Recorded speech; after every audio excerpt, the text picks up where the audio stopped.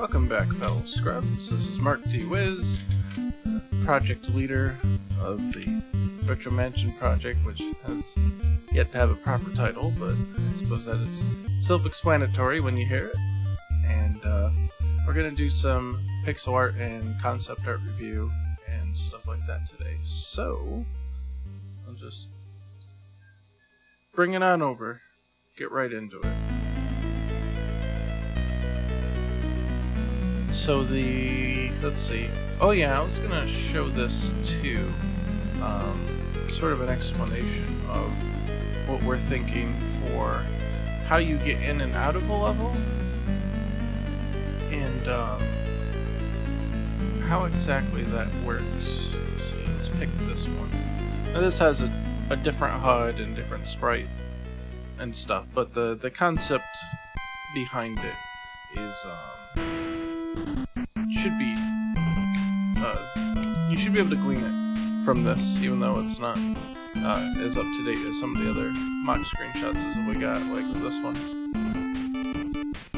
So the basic idea of how you get in and out of stages is the hallway of the mansion here is the stage select for all intents and purposes. It plays like the normal area. You can run and jump and do whatever you want to do out here, but it's void of enemies. Its function is a fancy stage select in many ways. And then when you go into any of the doors, you end up in a level. And levels can be pretty big. So the distance between the doors is somewhat conceptual as opposed to absolute. So if you go into the level here, doesn't mean that this door is going to be on the other side with it. It's just each one's its own kind of level in a way. And that's why I said you could think of it more as a stage select than anything. So once you're in a level and you're doing your own stuff, there will be parts of the game where you can skip to other levels from one to the other without exiting to the hallway and going to a different door. So the other important thing here, if you missed some of the past streams about the concept, once you enter a door, once you get in the stage, the door disappears. And so you have to find a way back out. So either a monster will warp the door or something of that nature, and then if you beat that door monster, for lack of a better term, then you can remanifest the door and leave the level. And so the idea is that the levels have alternate goals to them. So maybe levels have an item, maybe you need a saw, and that's just an arbitrary item. It doesn't mean that we're actually going to have a saw in the game. But say you need a saw to cut through like a wooden fence or cut a tree down in your way or something like that. You go into this level and you get the saw, and then say you can use the saw in level 2. So then you would go to level 2. I mean, you can go in level 1 and completely miss the saw, but you can't progress until you bring the saw to level 2. So you have to go in and out of stages like that. But some stages may have secret passages between themselves beyond the hallway. So say this is just a simplified representation of a level. This is level A, so we'll say that's this door. And then level B here is from this door. And say this is just a portion of level B, or you know what we could really do, and this might be a little easier to understand here. Let's do it this way. Now, let me copy this door. It's a decent door. I scribbled it out real quick.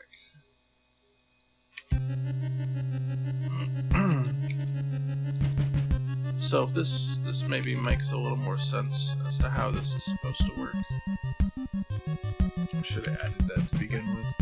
So this is level A, this is level B, and that's the two doors. So if you go in this door, you end up here.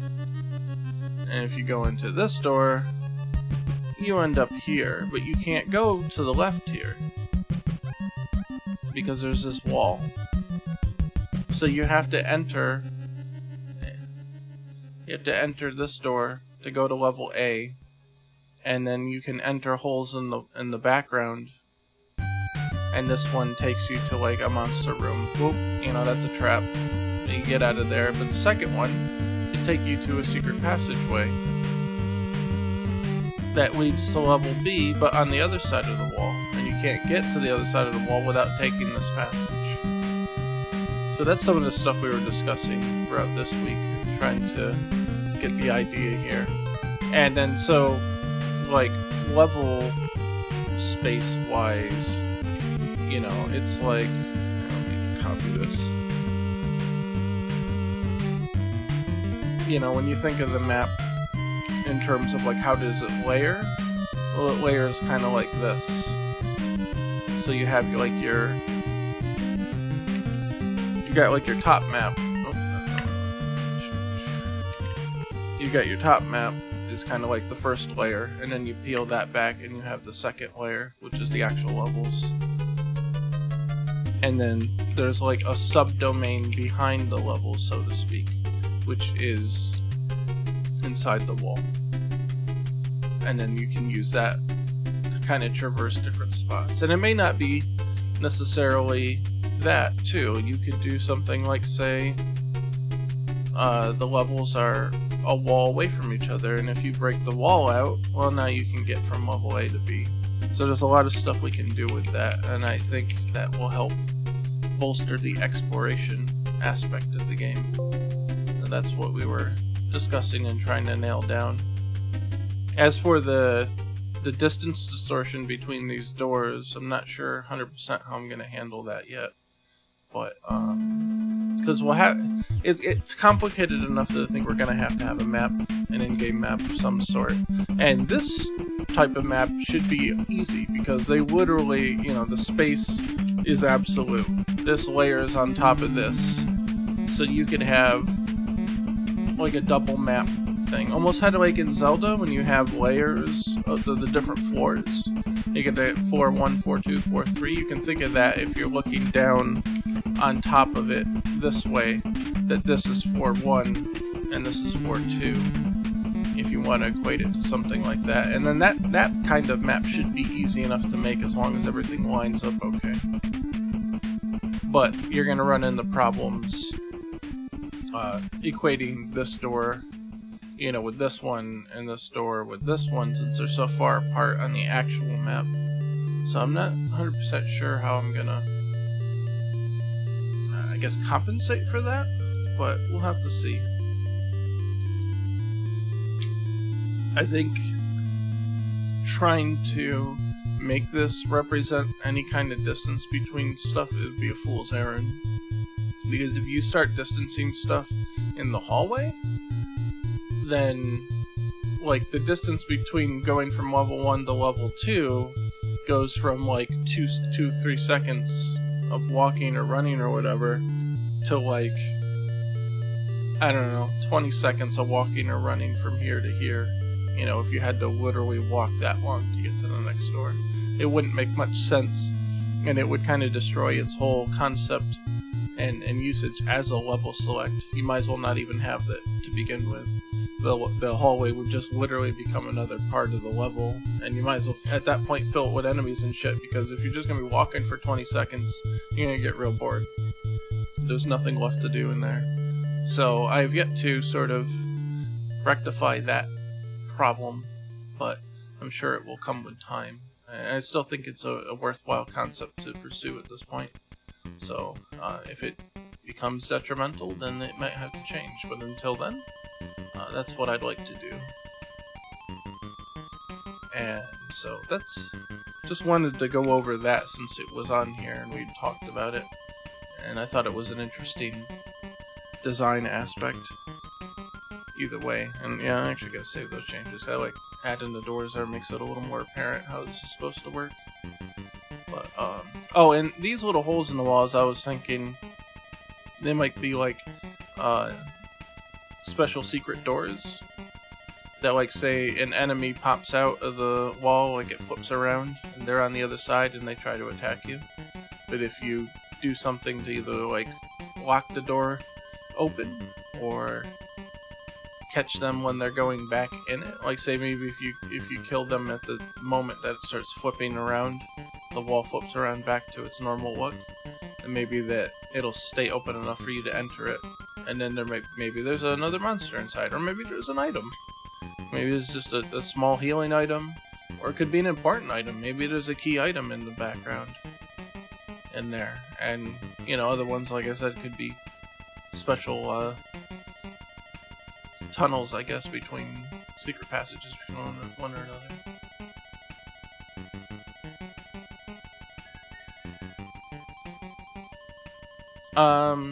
Yeah, essentially. But I still don't, and Tim's saying because he thinks there should be some doors in the hallway that are not, like, that won't disappear on the other end, and I don't agree with that, so we're going back and forth about that. I think that once you enter a stage, in order to keep the horror aspect of it, or try to promote a horror aspect of the gameplay, there's a component to entering the door from the hallway. When you enter the door, you know you cannot retreat necessarily. You know, once you get in here, the door just kind of is gone, boom, and you can't go back out until you do something to either remanifest it or to, you know, manifest it in a new location, something like that.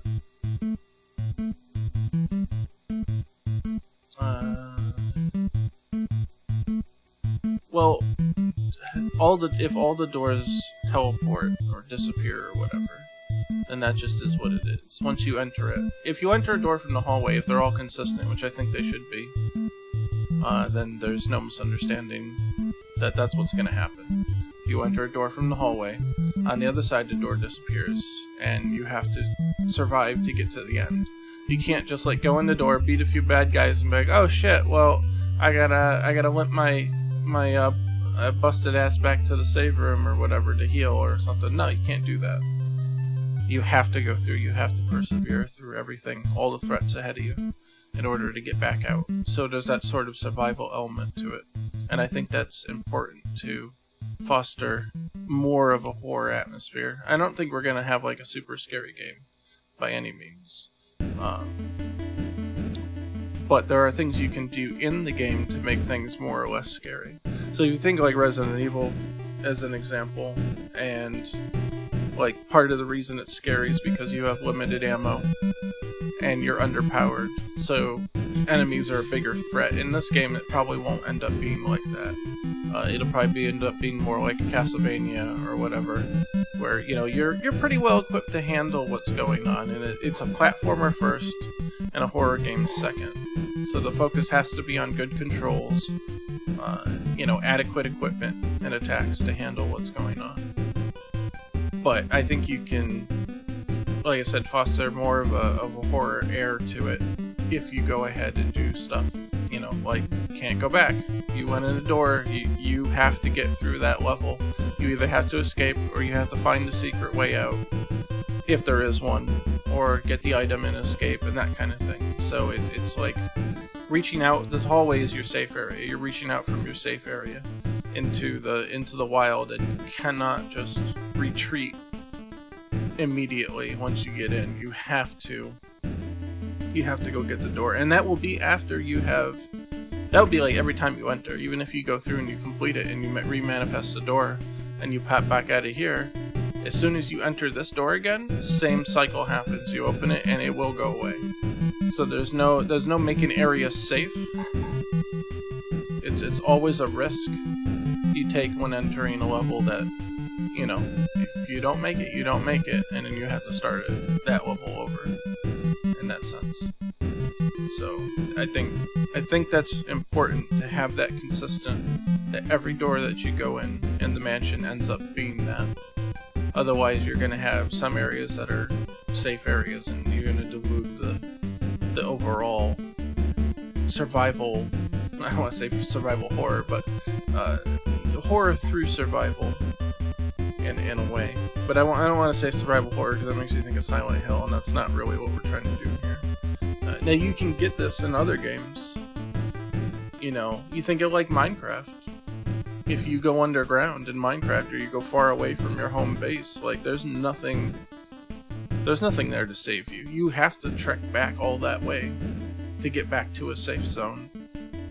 So if you're hungry, you ran out of food, you blocked yourself up into a wall because the zombies and the spiders and shit in the cave are like right outside the wall, and you're just like, well, it's do or die.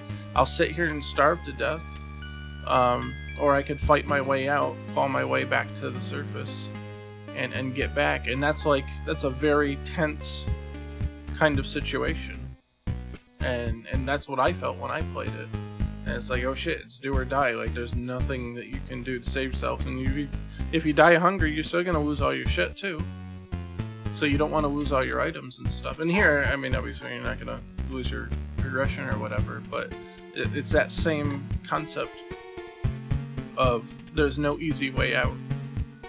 Once you enter, you can't just back out immediately. You have to get to your goal in order to get out. And I think that under the right circumstances, that definitely fosters a little bit of a scary atmosphere, or a very tense atmosphere that can help you get to sort of a horror thing. And I think the other aspect of that we can do, and if we do it well, it should work, is just the environment, how it looks and how it sounds. So you can have, you know, music that's creepier. You take like Castlevania 4, for example, has a really dark atmosphere for its level visuals, and it also has appropriate music. Like, it's still a little upbeat, but there's some levels that are really like creepy sounding and stuff. And if we take those aspects into account, plus the idea that you cannot leave a level once you enter it, I think that entire thing will start to form a more spooky atmosphere in the game itself. And I think Metroid also does the spooky atmosphere thing too. It's kind of like, oh, you're in this really dark cave and there's weird alien shit all around you, and it's just, I wouldn't say it's desolate, but it's pretty sparse sometimes, and you got weird looking textures on the walls and stuff. You know, that kind of stuff. I don't talk about the original Metroid specifically in this case, so that's what's coming to mind for me. Since obviously we're inspired by the graphical design of the NES. So I think all that together should help create that. And not any one part will sell that feeling in general. It has to be a combined effort. If the game was more slow and meandering, like a real survival horror, where your combat abilities aren't very good, that would really push it in that direction, but that's not what I'm looking for. That's why I say platformer first, horror second. I think will be the hierarchy of how this is constructed.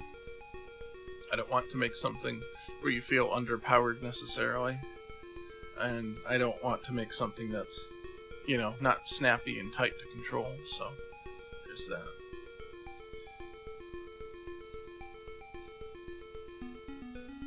So with that out of the way, let's look at some new concept art. So Koi's been at it, and we've got some new stuff to look over, like this biting skull enemy. I guess I don't know if he's supposed to. He's always holding his head out, or maybe he holds his head, or maybe his head's attached, but then he pulls it off to bite you. I don't know. Not really sure, but I thought it was kind of neat. Or it's got this sort of bloody robe around it or something. I don't know if it's flesh or whatever, but I suppose there's not enough resolution on the NES to particularly do that. So, oh, this is part of a couple other ideas. So that's idea 3. This is the enemy that he labeled Bloody Bones and Rawhead. So he thought of different things that could possibly be done with this. So maybe it's the skeleton body, and the head is running around on its own. Is what I get out of that. And you know, the body dances around, the head runs around. This Castlevania's had a couple enemies like that throughout the years. This one's got like it on a chain. And then of course this one, where I guess it's a biting you or whatever. So those were neat. And then we got Ricky. He's there for scale purposes. I requested that Ricky gets drawn in so I can see how big these things should really be and give me an idea of how to format them. So I think I mentioned that we're naming this kid, the green kid's Ricky at this point. We gave him a name. Got got Dead Rat. Dead Rat. Reminds me of that cockatoo video. Bed rat. Can't go to work. Got bed rats. I don't know. You guys have to look it up. Just type in cockatoo or cockatoo. I think it's cockatoo. Go to YouTube. Type cockatoo and bed rat. And it should come up. Anyway, I guess he scurries around and looks. There's a lot of detail here, and I don't have a scale to see how big he should be for Ricky or not. You know, or a comparison to Ricky. So I'm not really sure if this could be represented properly at the NAS's resolution. It's a little detailed.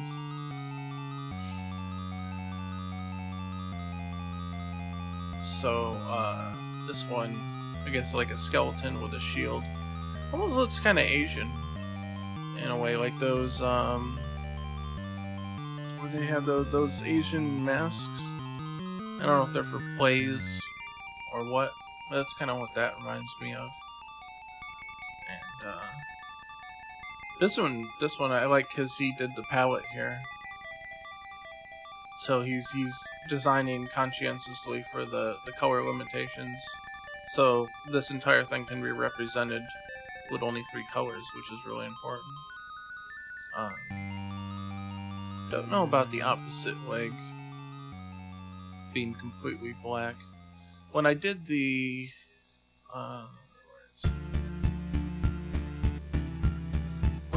zombie here, I did it so that the front leg had more visible green on it, and then the back leg had almost like a thicker outline to it, and then that the lighting was in the back part, and then it's kind of like this is the shadowed part.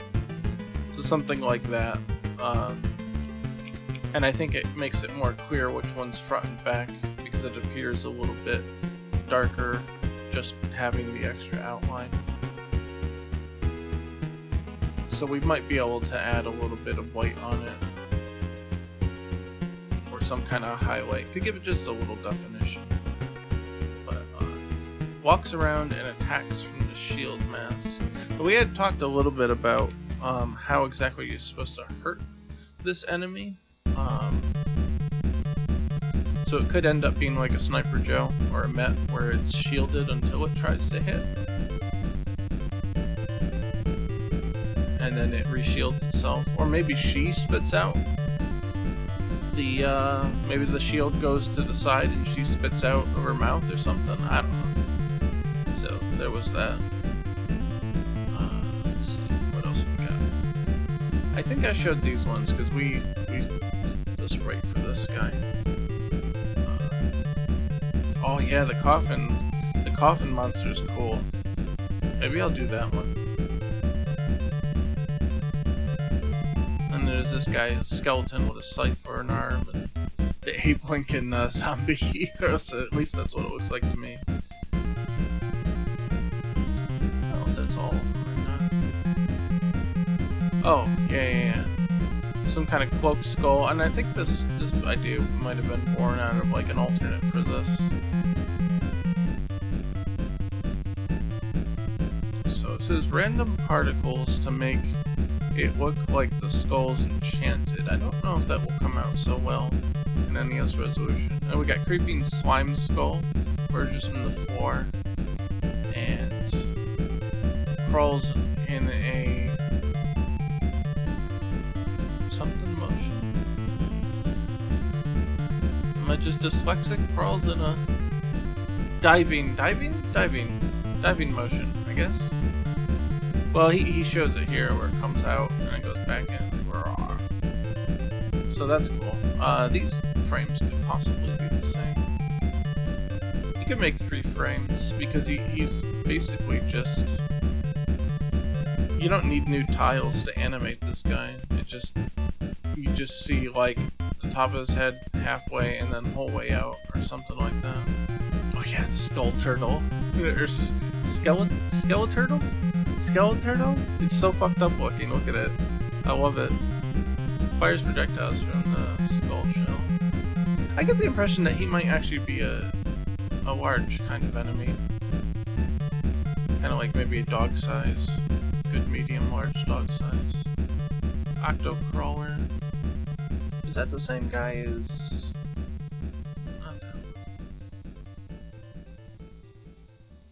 Yeah, I think that's the same guy as this one. It's just a little more refined. I like the face on him. So it's just fucking weird. Yeah, then the possessed statue. I love this. This looks like Tales from the Crypt. Doesn't it? Looks just like Tales from the Crypt. With the fucking hair on him and shit. I don't know, is this supposed to break open and he's inside? Or awakens when Ricky is in range? How does it transform into this? Into the skull? Maybe you could flicker it, maybe. Just flicker between this image and this image. But I really wonder what we could do there. I do like the idea of that kind of... That's what I was thinking, like if he breaks out of the stone and just like busts open and he's inside. That's weird, but fuck it. I guess the game's weird anyway. So I like that. That's cool. I might start with the green skull here because it'll be a very simple one.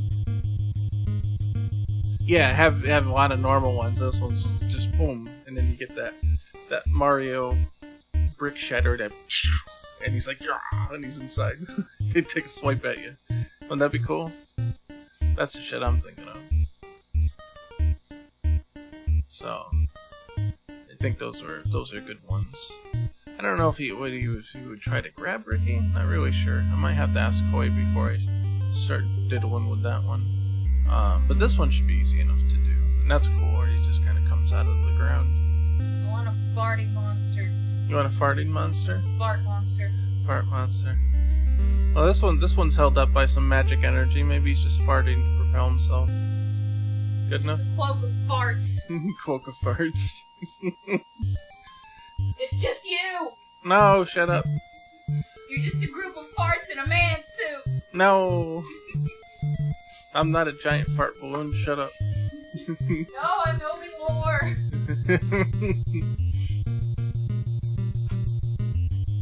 I kinda like where Rawhead runs around and tries to bite you, that's cool. I also like the chain one too. Because then he can slowly walk around, but the skull is on the chain, and that can jump around freely, like back and forth. But the actual radius of how far he can go is tethered to the enemy itself.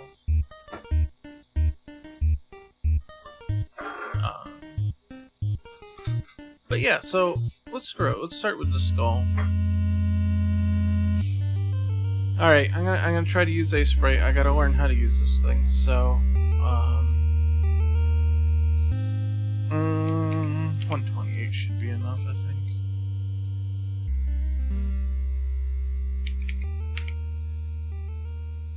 Transparent, indexed. Yeah, let's do index color. Alright, Tim, since you're here, how do I import a palette? Can I, like, import from an image?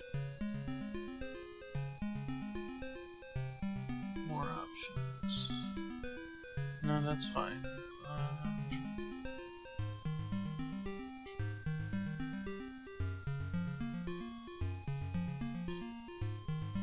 Palette has its own mode options. Where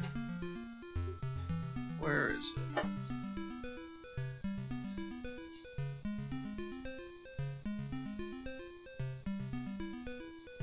Here's some color stuff. Insert text, voice color. Properties. No. Oh, you can change the transparent color. Palette entry used for transparent color in each layer, only for index images. That's cool. That's really cool, actually. It is indexed. I told it that it's indexed. when I made it. Here, I'll do it again. See, I hit indexed. And then, I don't know, we'll say white. Look above the palette. Oh shit, what did I do wrong here? 128. 128. Oh, up here. Okay, edit palette. Palette size. Load palette. Load default palette. Save. Oh, save is default palette. Okay. Load palette. How do I do that? What do I do from? How does this work?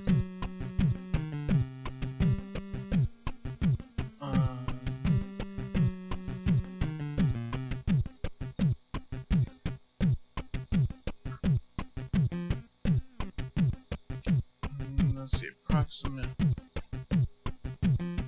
old indexing, legacy, NTSC. Okay, the Wii Virtual Console adjusted palette. Okay, I'll try to import that one. Hey, there we go. I think. Yeah. Look it, and I can line it up. Oh, that's sweet. That's sweet.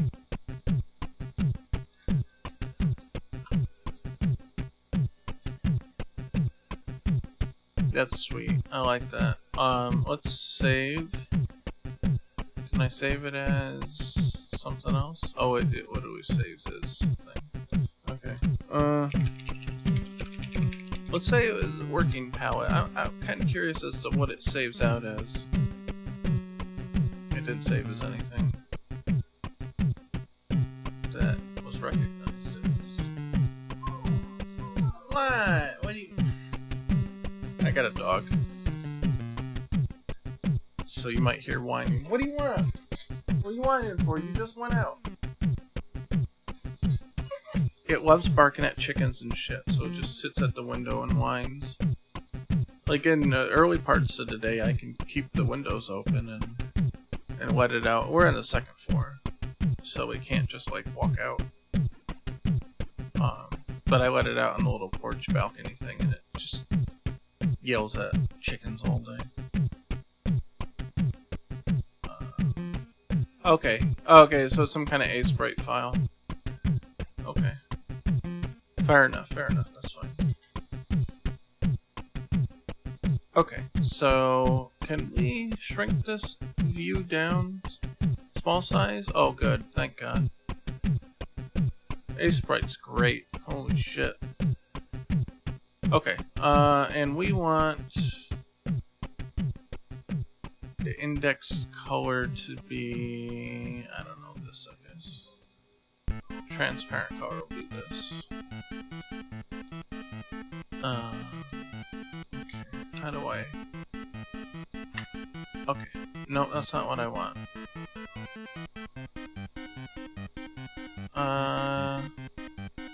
This is my transparent color. Can we erase to that? Okay, there we go. And if I brush, I can draw. Okay. Let's get a sprite of Ricky in here.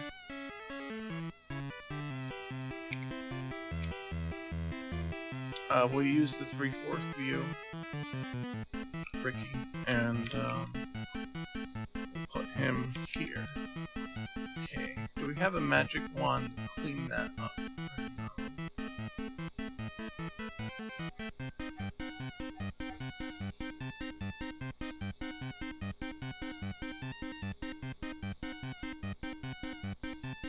I don't see it.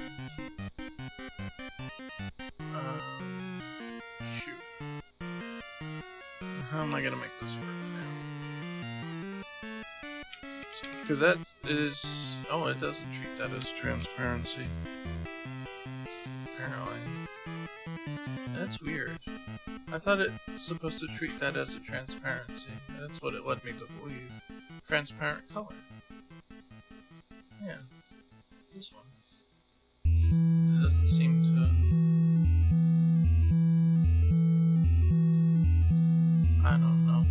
I don't know what it wants.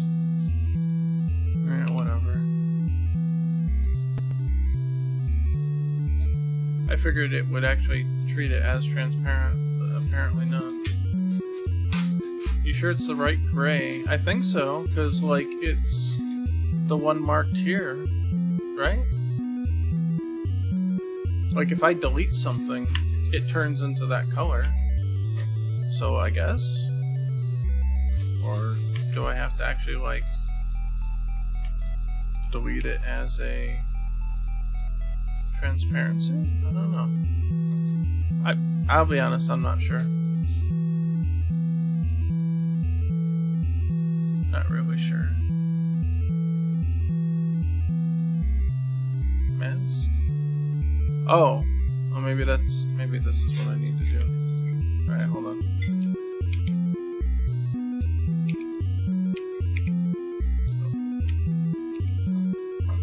Okay, so now it still doesn't do it. I don't fucking know.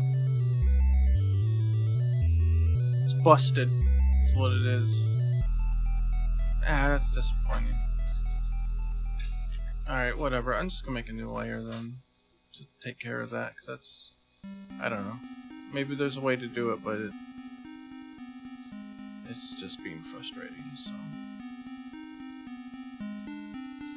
So if I either fill the background with red... Okay, now layer 1. Maybe the background can't be transparent? I don't know. You tell me what's wrong. It looked like everything was right.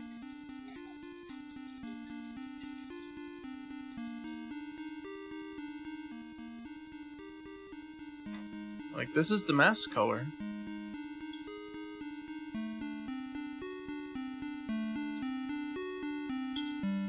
Okay, you can copy and paste the entire manual article to me, and that's fine, but can you condense it down for me?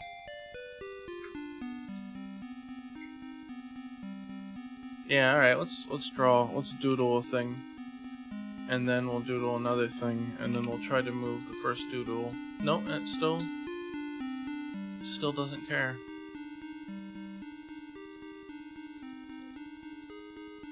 If I draw with the mask, then what happens? It erases it to this color, which is kind of what I expected to happen.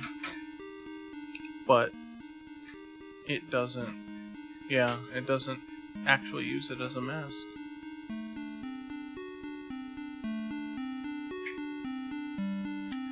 I don't know, whatever. Maybe it's not supposed to work that way. Maybe it's supposed to not be transparent, like in, like how it acts, but it just, I don't know, maybe it saves that way? I don't know. Yeah, it won't let me, exactly. Won't fucking let me. Alright. Yeah, alright, let's get a Ricky in here. And then... I don't know, can we make this... Okay. So can we cut this? And paste it? No, you can't paste as a transparency? What the fuck, man? I'm going back to Paint Shop Pro. This is bullshit. Is there... maybe I have to paste differently.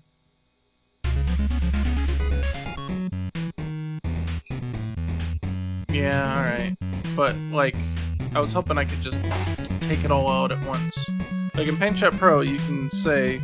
hey, I selected all of this, and sure, that's what happens. But you can say whatever your secondary color is here, you can paste it without that secondary color.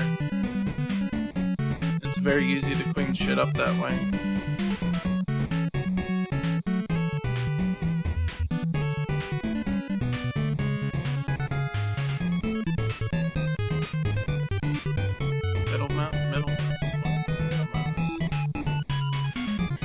Only if you see that color into the background color? Middle mouse. Middle mouse what? Ain't no middle mouse do nothing.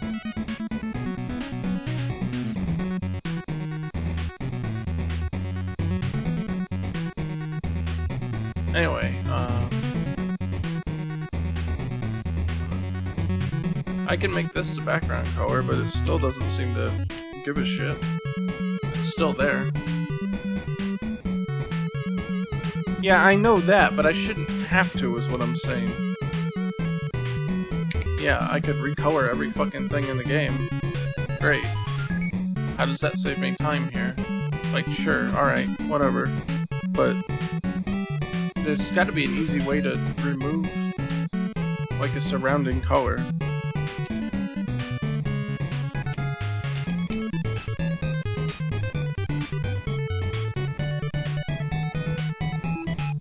Now, the other thing is just drawing on this. Okay, so the transparency seems to work on layer 1, just not on layer 2. Or the background layer for whatever reason. Hey, fuck it, whatever. It is what it is. Anyway, okay, so we've got... frustrating. We've got a Ricky.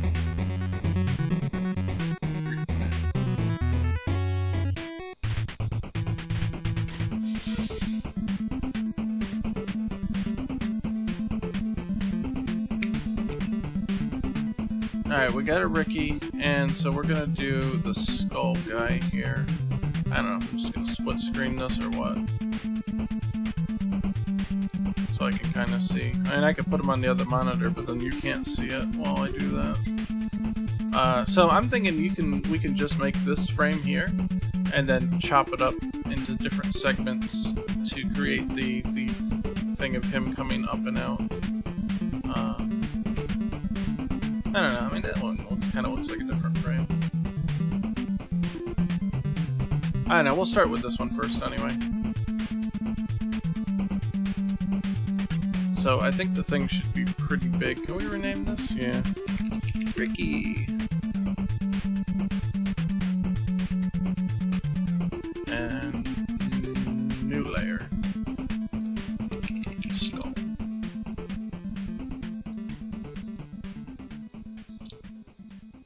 Well, just out of curiosity's sake, what color does it think this is? It thinks it's blue? Oh man, the color interpretation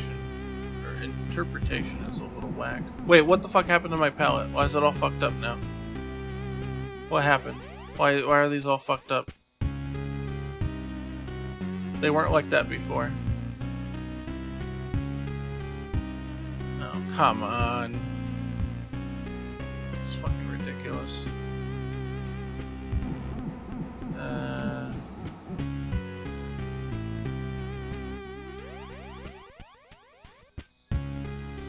There, now it's back to normal. Except now Ricky's fucked up. How do you move? I didn't mean to move anything. Uh-oh, what the fuck is going on here? What does this dot mean? This is ridiculous. Why is it all fucked up? What does this dot mean? It put the dot there last time. Fucking whatever. It's ridiculous. I'll just fill him back in and waste another 10 minutes. What a pain in the ass.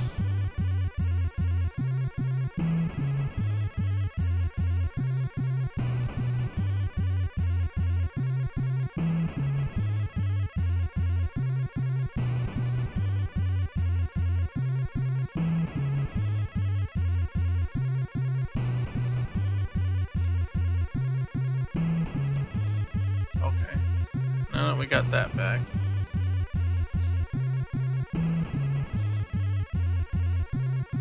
Alright, let's pick out some colors. Looks like there's green slime and kind of a blue, kind of a sky blue skull maybe? Oop. I don't want to be in the skull layer. So we've got that and, I don't know, maybe this? Looks a little bright. Something a little paler. Yeah, like that.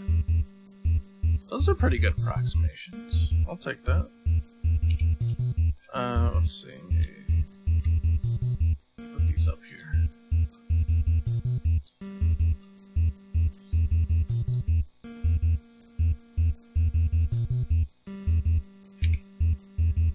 Now we can get rid of these.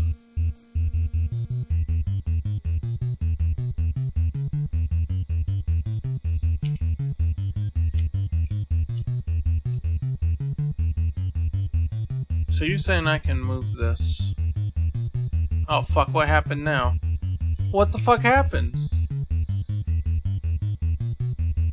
How did I move it? I didn't even... I can't drag it. Click and drag it? How did I move it? What the fuck is going on? I don't understand this. How the fuck did I move it?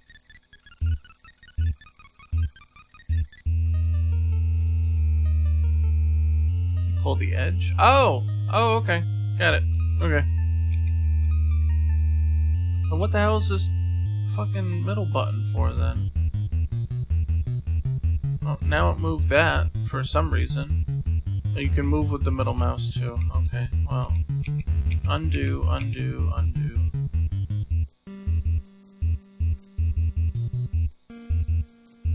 I really don't know what the hell the middle mouse fucking thing does.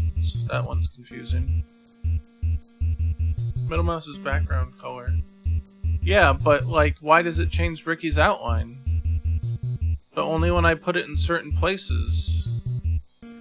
Only when I put it up here does Ricky's outline change. Like what? Oh, is it because it's making that transparent?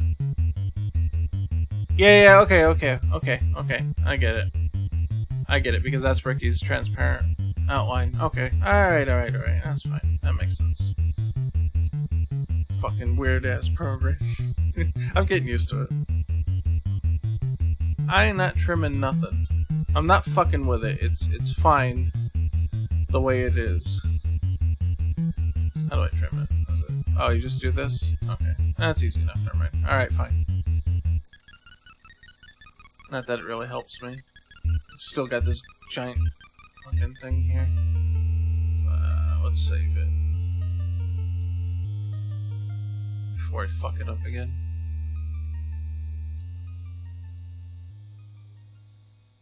Okay, we're on the skull layer. Let's just start blocking them out. I don't know. I guess it'd be about the size of Ricky's head, so he's kind of got like his jaw here. He's got his head here.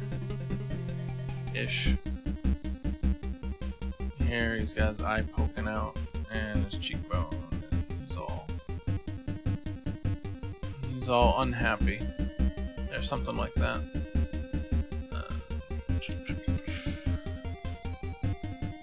He's got a mouth.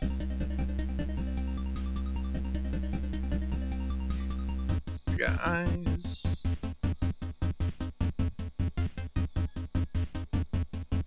Got nose. Got another eye. Something like that. Actually, it's kind of oblong.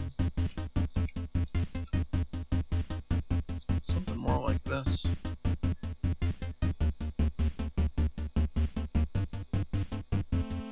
It's hard to represent these ridges, but we'll give it a shot.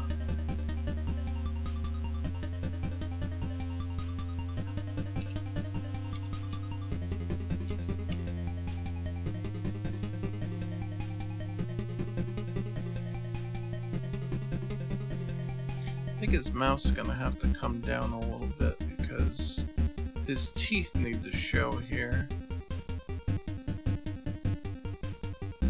Something like that. And so then his mouth kind of comes up a bit.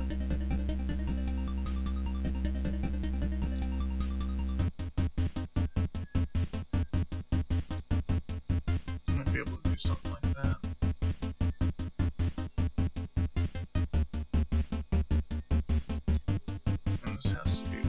It's a little hard to see with the circle thing I got going on, but it'll have to do.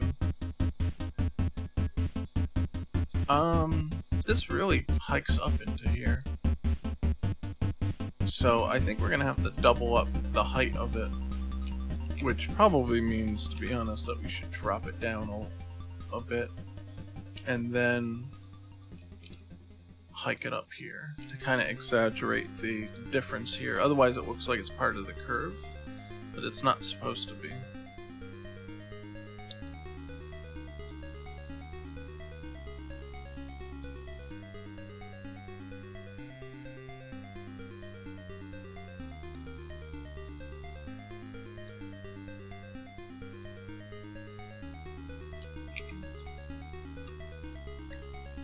Well, so he's got a cheek that puffs out here, and it comes back in to be part of the mouth.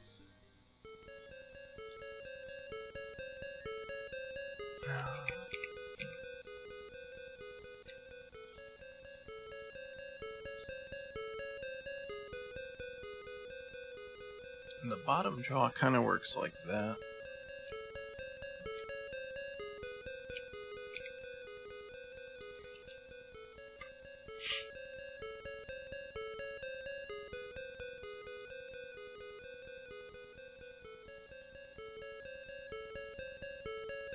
And then it kind of stays out here before it ends up going upward. And this up here turns into the jaw portion. Okay. Something kind of like this. You could argue that the thing goes down here. Okay, and this starts way down here. Arguably all the way down here.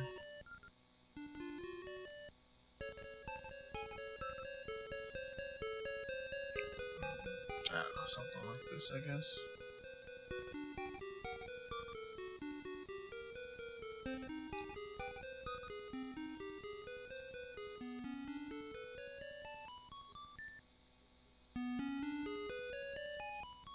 Yeah, and then up and around, and then this is actually kind of an easy angle down.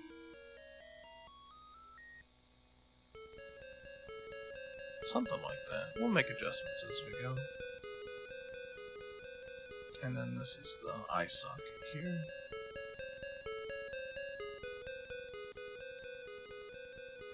And then it billows out the cheek. And then I think something kind of like this.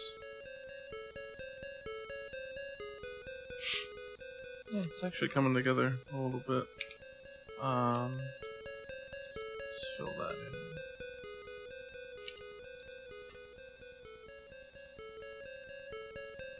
It's getting there. Slow but sure. Feels like it's not tall enough. Kind of like this part should just be a little higher.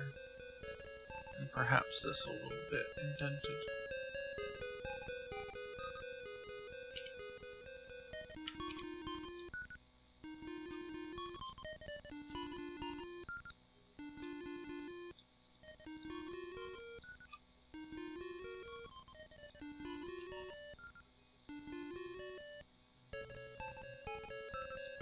Okay, this definitely, let's erase those for a moment.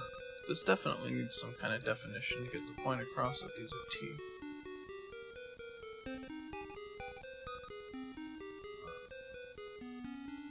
So something like, oh, that looks pretty cool actually.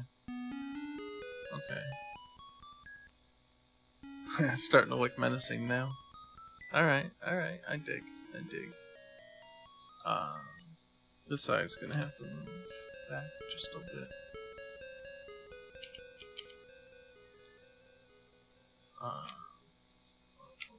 This was always meant to be kind of like that.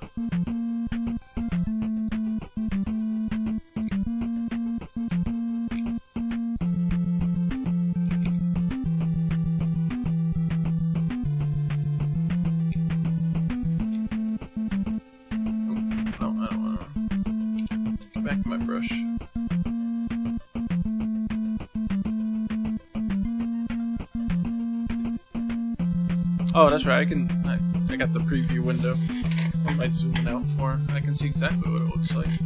It's actually not terrible at the moment, so let's keep screwing with it and see what we can get.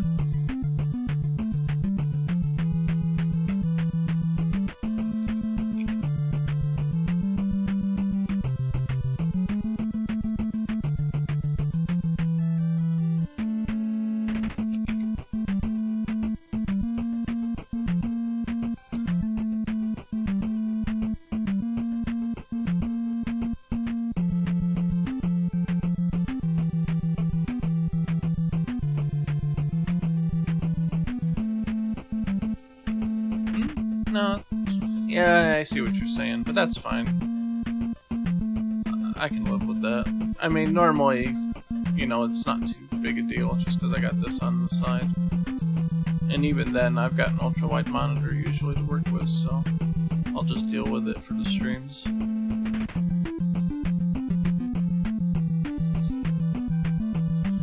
So the question in my mind at the moment is,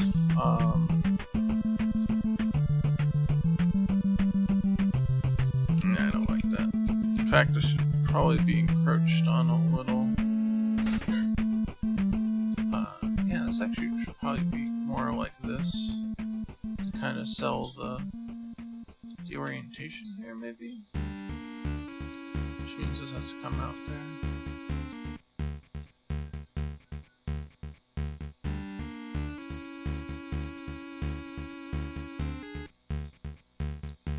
This jaw don't look great.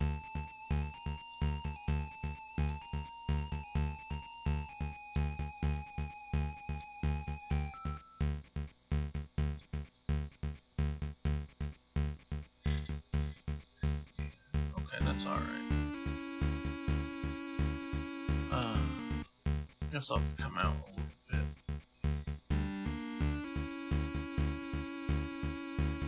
Something like that.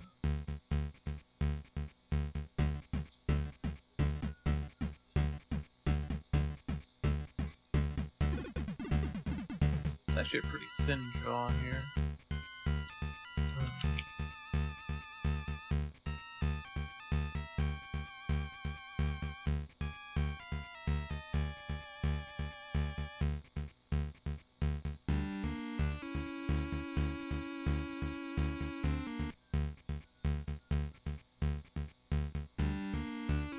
Like, this part's really thin compared to the other. This makes me wonder about the angle here.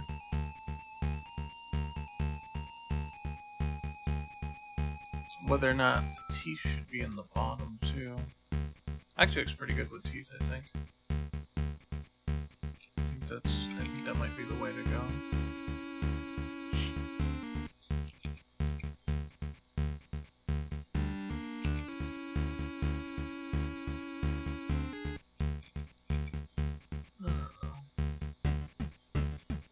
Kind of want to like get this the little dip down here, so like if I maybe that's a little too close to the top there. Maybe something like that. Kind of implies the little dip down to jag it out.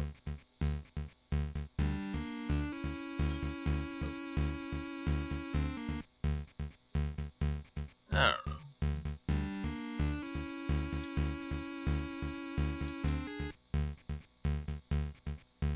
Pretty big though, isn't he? I guess that's okay though. Where's a grid? How do you get a grid on here?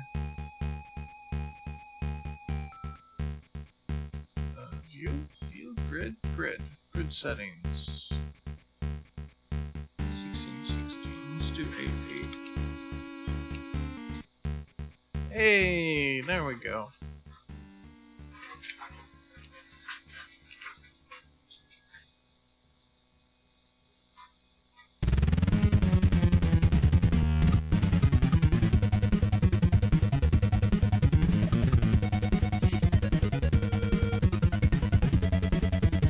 And let's actually align Ricky with the grid here too. It'll be a little easier to see about that. So he should probably come up this far for the slime. Let's try to target that and see how we do with that. Let's see, is there a hotkey for the grid showing it on and off? Or no?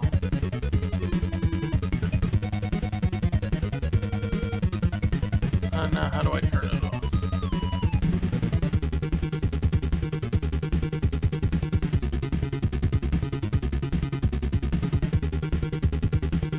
Oh, here it is. Control plus quote, is it? Yeah, it's quote. Okay, fair enough. Control quote. I have a feeling that his angle here isn't quite as intense as it is here. I'm gonna make a copy of him.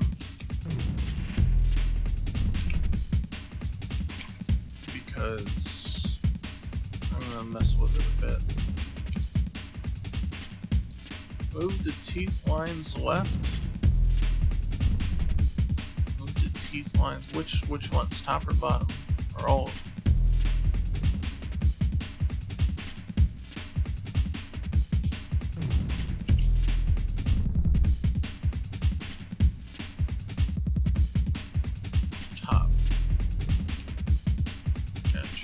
Oh, I see what you're saying. Yeah, I think I know what you're getting at.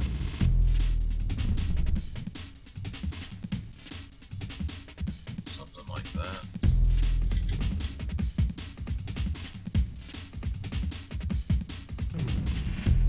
Yeah, the bottom doesn't really need them.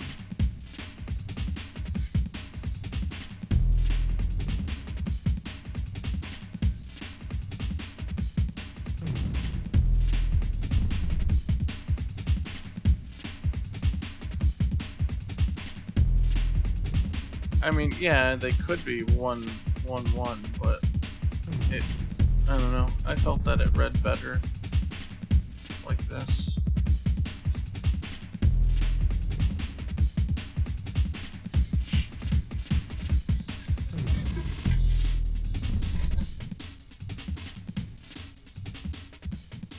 Cheekbone's still missing.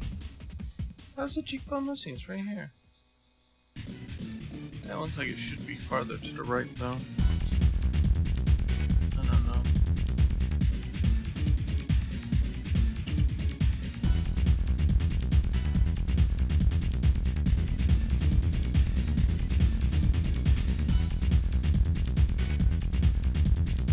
Or are you saying this is the cheekbone here? This is the cheekbone. And that, does that go over? It kind of looks like it goes over that.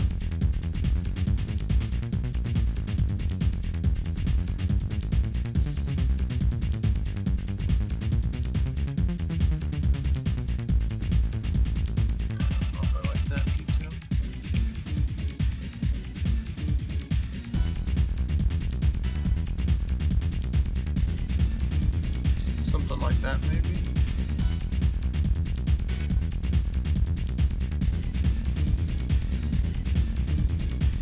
No, the way that I did it, I didn't like it. That's all. Yeah, that won't work.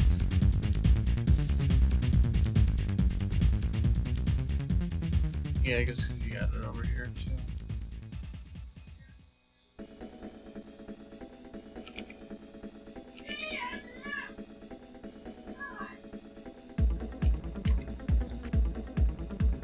Oh yeah, I hit Control S, so yeah, I should save it. Goose Skull. I don't know what the hell he calls it. I'm just gonna call it the Goose Skull for now.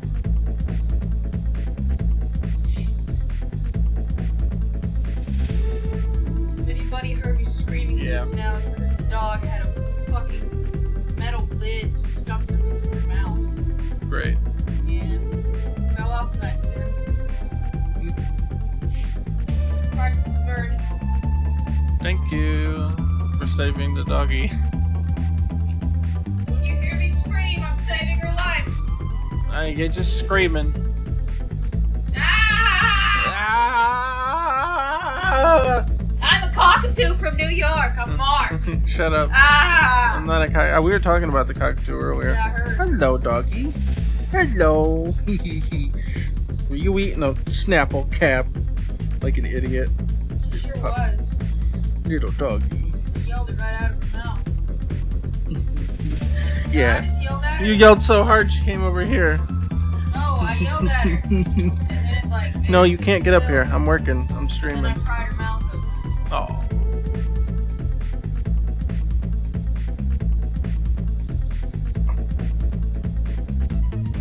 Well, I'm glad you helped.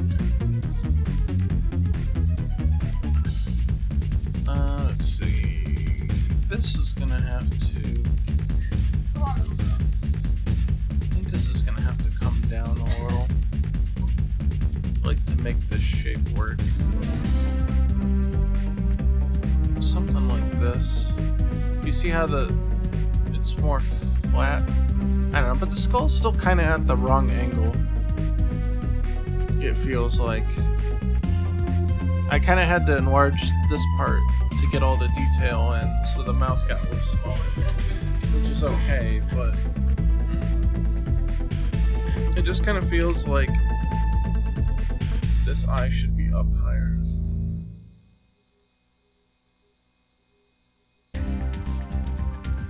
Actually, that and the nose needs to be higher.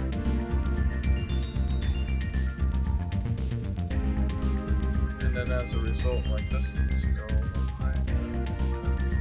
The jaw don't look quite right without being angled up.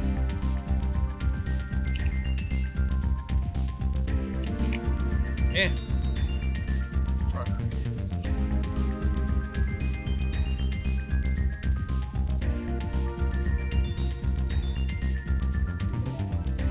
So as a result, that has to be added there. This is the eye socket, so that might not need to be as explicit there. There's that. Well, this is the nose ridge and the eye socket. Yeah, that makes it weird. Well,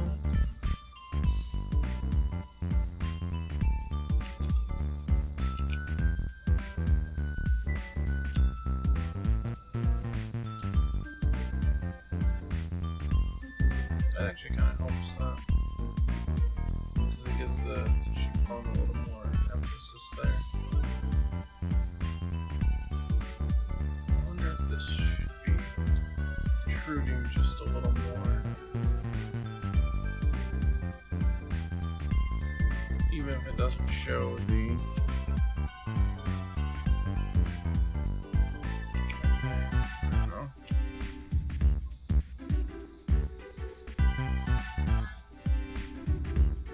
Recommend your daughter. Why? Giant pee-pee. Where? In the hallway. Well, we'll deal with it.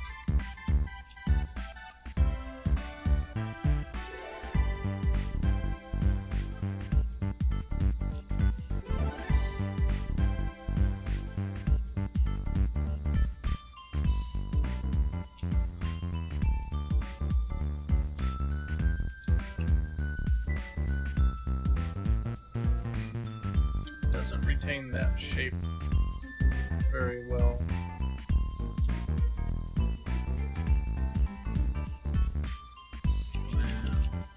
Might be something that is just not gonna work right there. That looks okay-ish.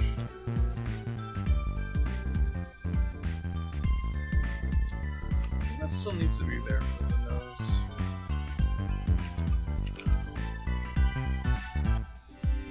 Poor skull guy? What about, what's wrong with him?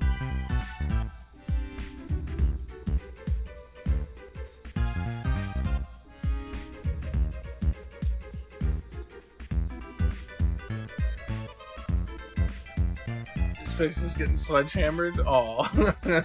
Yeah, kind of.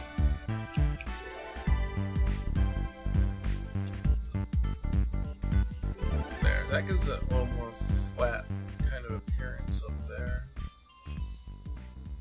Because this is like his temple. I don't know if I should elongate it or not. That helps. Certainly It's starting to look better than the other one, just based on the angle. It's a little more compact too.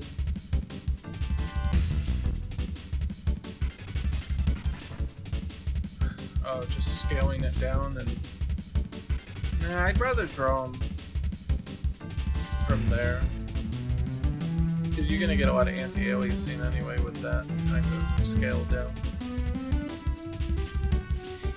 I'd rather both just to get better at drawing and converting other artwork, but also yeah, well, you can still get anti-aliasing. It's just gonna be kind of wonky. Oh shit. Control. Oh, it's way too big, but you see what I mean? Like, it's still gonna have jaggies and shit all around it. What was this, like 24 by 24? I'll do it to satisfy the curiosity, but it's not gonna end up anywhere great. First, you gotta resize it.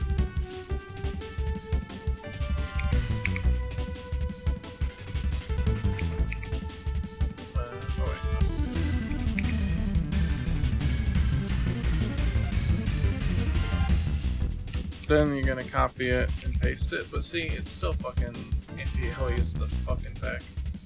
It doesn't help. It's just, I don't know. I don't think it helps, because the anti-aliasing is gonna give it a way different look. Like, you can't just kind of like trace that. It's still gonna be different. I don't know.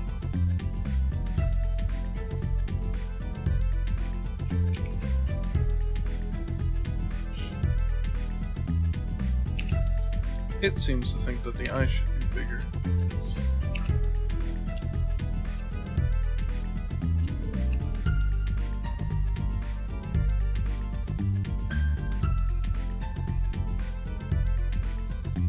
And the teeth. Shorter? No, not necessarily. See, the teeth are actually just a little more rounded out. I don't know, that doesn't look good. See, that's why I don't like trying to follow that kind of thing.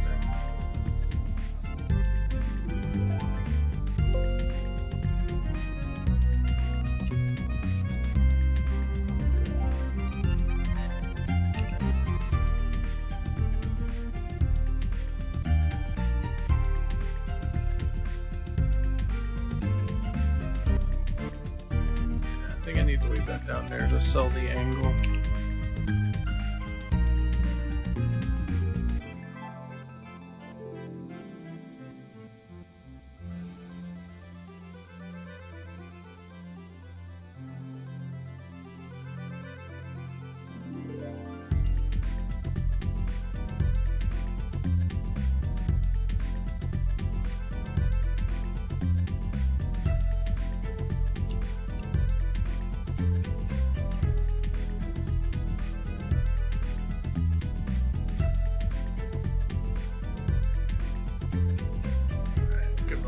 Shaggy tooth there.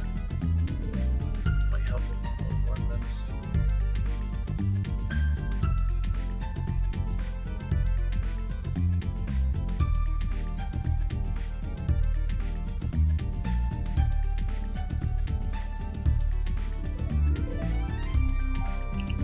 I don't really like this one tooth here as much. It looks okay on the 1-to-1, kind of. It still looks a little weird with the maybe removing that might help. Kind of kills the line here, but oh, and you know what, that might work better. That might work better.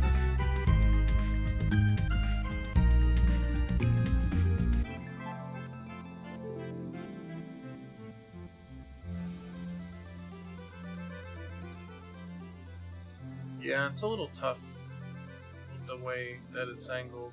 A lot of like 1 pixel detail is not good.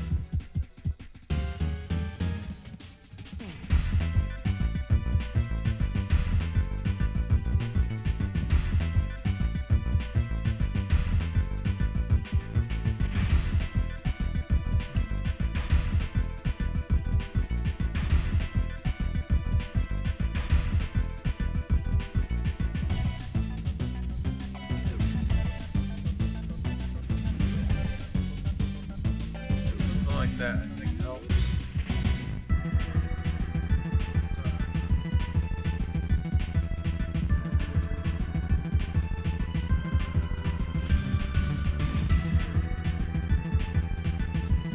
Maybe that can peak earlier.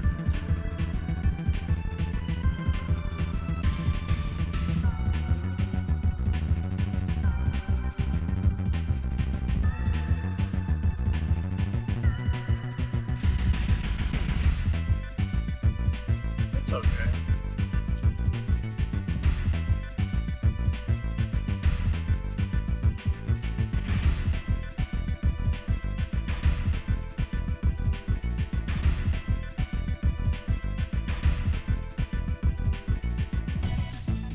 I was gonna feel like that should be down farther now.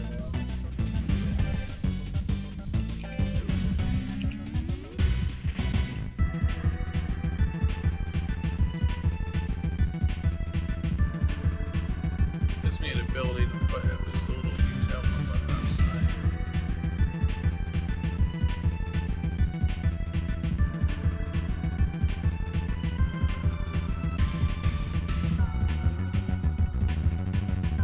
Move the nose left. You can't move it any farther left. It'll turn into the eye.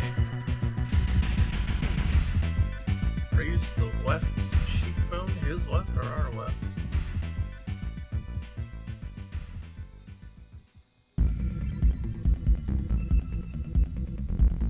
Raise the left cheekbone.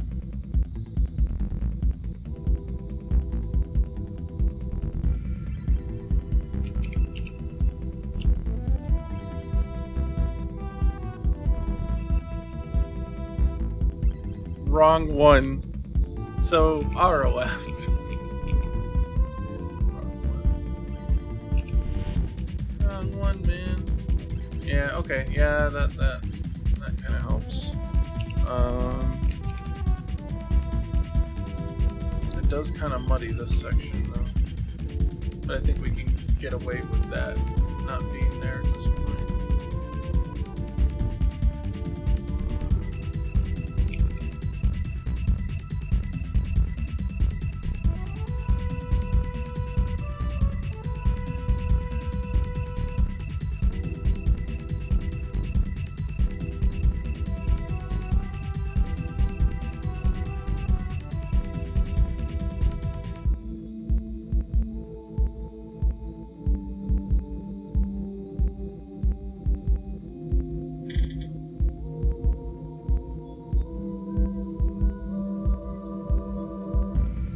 Oh, yeah. I don't really know. Maybe just imply it by leaving this here, and then it just kind of does its thing. Yeah, I guess the triangle's really the best look there. I could maybe do that, but it seems too close to the other eye now.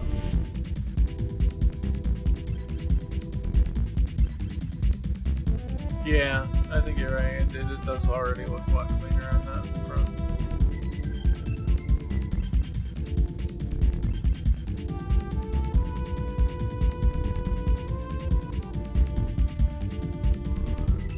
Just trying to see if I can get that shape in there, but I don't think it's gonna work.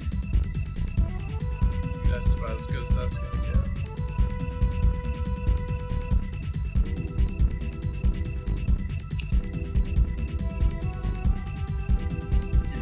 This.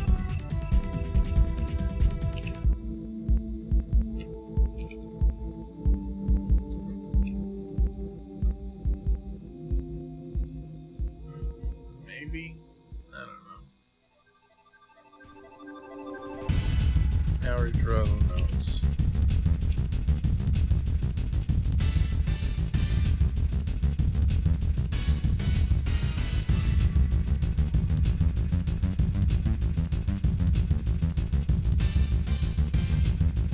Certainly looks a little scarier.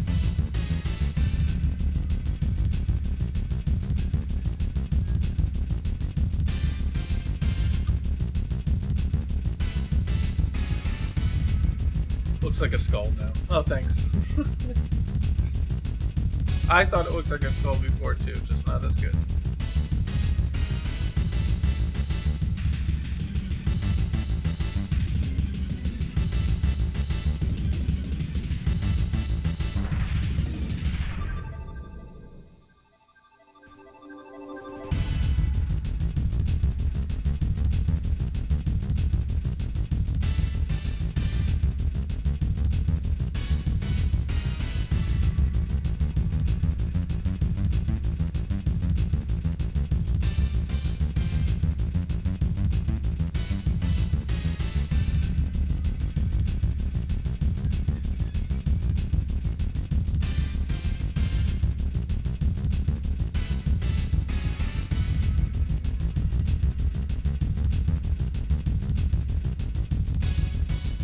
Oh, I have no idea when you said that. I've been monkeying with it the whole time.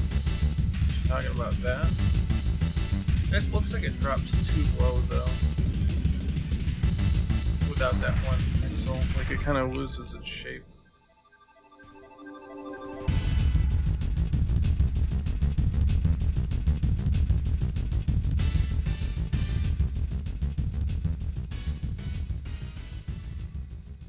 There is like a little like jaggy here though.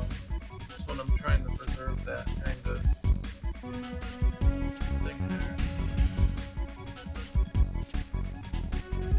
Bottom. What? You don't need the sharp corner. I don't know. It doesn't seem like it gets quite the same shape without it.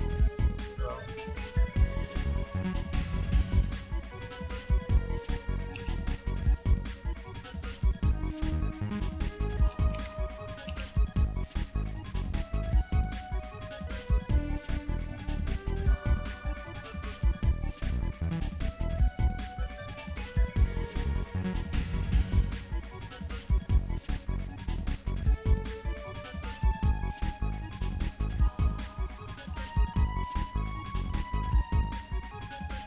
Outside black pixel? You talking about this one? Doesn't even make a visible difference to be honest.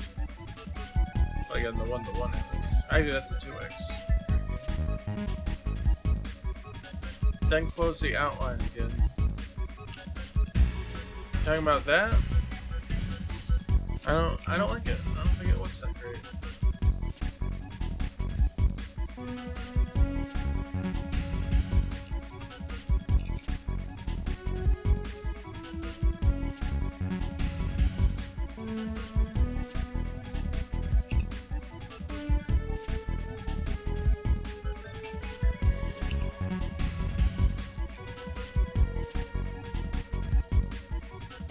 Alright, now, wait, should remember it. Control, yes, super position it sort of anyway, but we'll get it closer to working. I use selective outlining sometimes when I feel it's necessary, and I do feel it's necessary for that.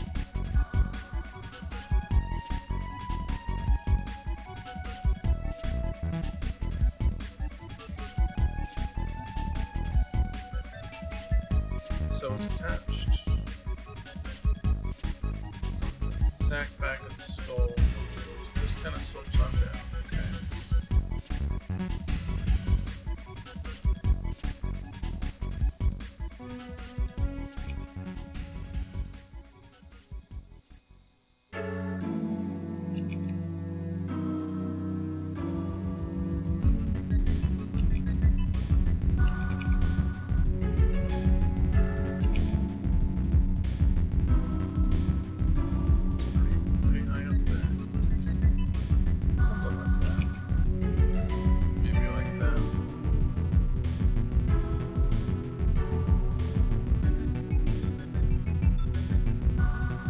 This is going to be the hard one because the cheek kind of like supported this whole thing, but now that we shrunk the cheek, you don't have that smooth line anymore. I'm checking.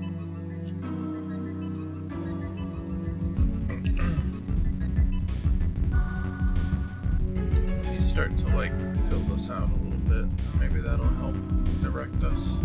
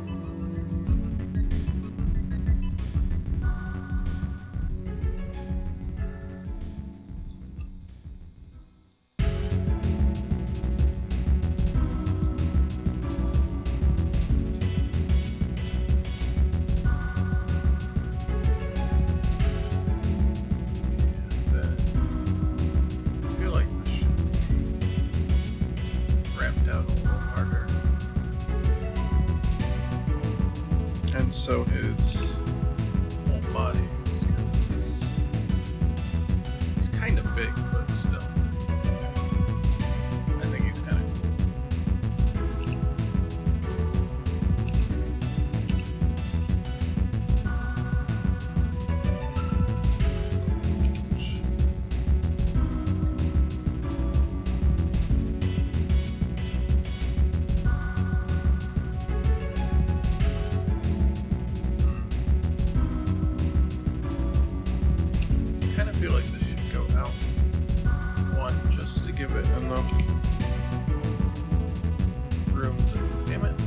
Damn it! There we go. Okay. Just to give it enough room to show some more slime. Yeah, that last slime pixel doesn't help. Maybe. It kind of loses his momentum, the look of the momentum.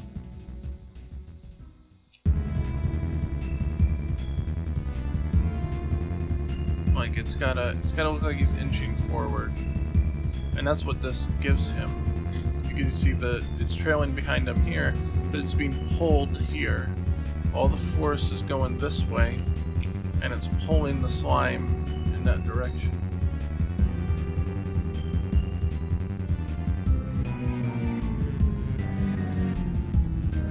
Well, it's not so much about. What's that? Okay. Pixel mode? Alright, whatever. Not so much about like where the skull is. You just need to form the slime in a manner that looks like the skull's pulling it. So it actually needs to kind of be more like this. It looks like he's really pulling it along. I think that does a better job representing that now than it did before. He's really pulling it, he's tugging it along. And then this part's getting stretched behind him. And so Koi drew lines to support that stretch as well, which we might have to do. Might be a little tough to sell this part of it. Could potentially use a different color to illustrate that as well, but we'll see. It's kind of something like this, and we'll clean it up in a second, but just to get it on paper, so to speak. And then something like that. Might have to use the black.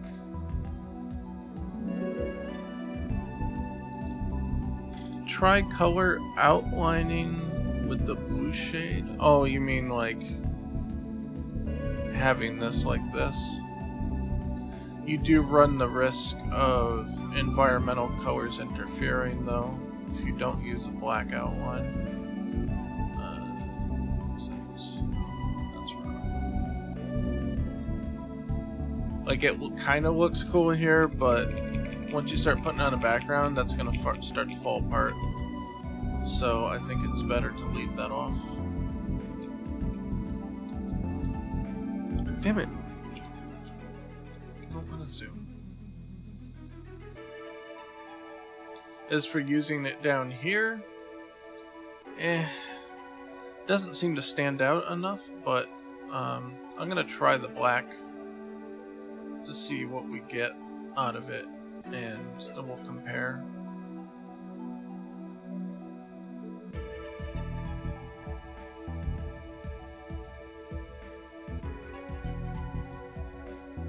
I don't like that. Like that. It kind of muddies. It doesn't look like he's really pulling. It looks like a detail on the skull as opposed to the slime. But I see why. Well, you know what we could do? We could do something like this. Yeah. There we go. That's a little better, because now it looks like the slime's attached to his face. And he's pulling it. Yeah, because it's like actually on him. Yeah, now it looks like an actual slime skull as opposed to a skull with slime behind it. I'd outline break at the bottom of the skull. You mean like right here? Maybe? I mean, you still gotta have some definition. Because like it's like the slime's from here.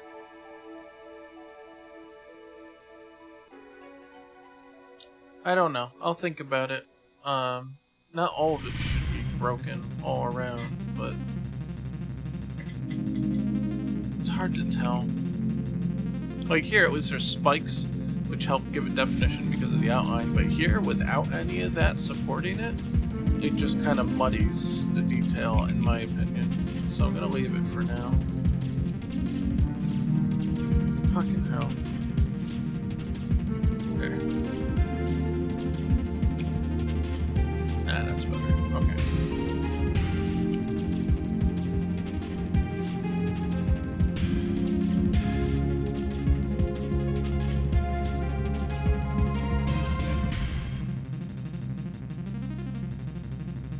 Might actually be able to leave the blue around around these lines too, to help with that. I think that might actually work out okay.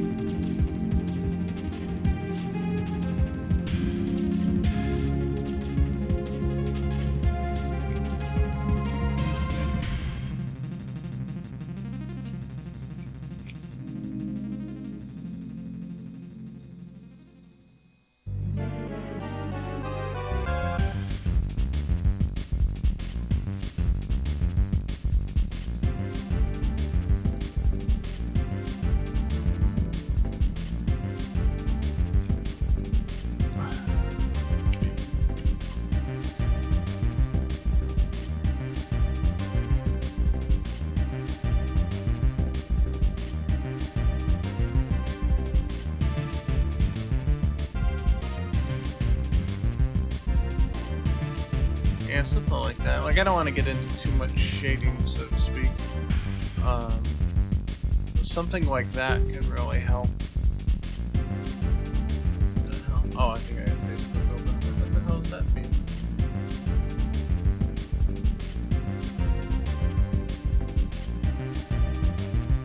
Here, hold on. What's that? No more beeps.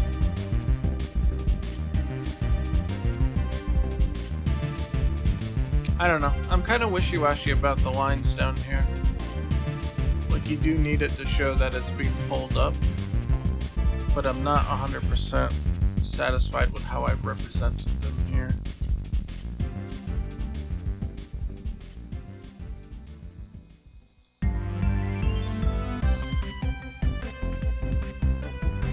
There, a little less pointy kind of helps here, I think.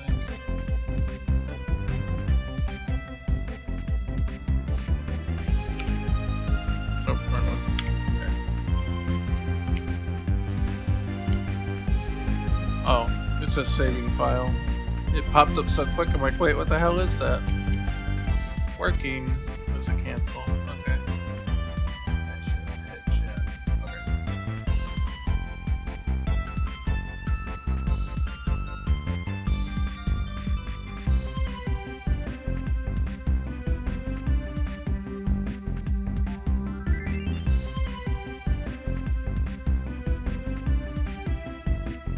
There is a detail right here on the left. Well, okay, I guess they're just the bottoms here. So yeah, arguably you could say that these shouldn't be here.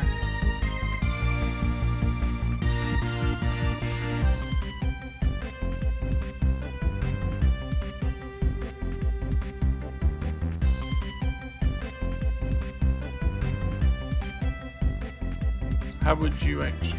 Should I change the angle towards the face? You talking about this?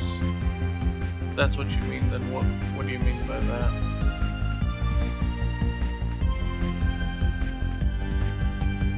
Right side.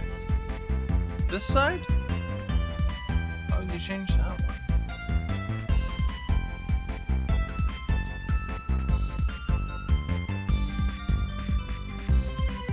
Wonder about that maybe.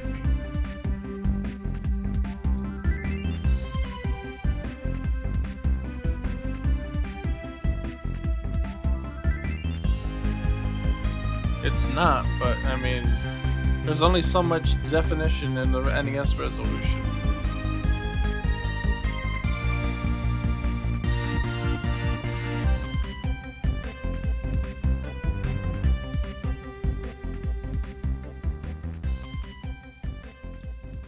I mean, you also have to consider the line here has to be pretty similar too, but I don't know.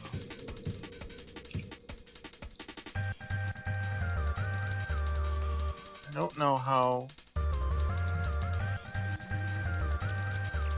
you could two-step it, but I don't know if that's going to have the same amount of energy to it.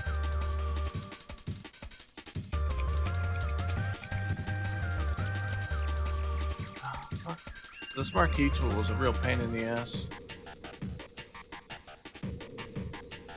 I mean, you could step at every other one, but it also doesn't look too great.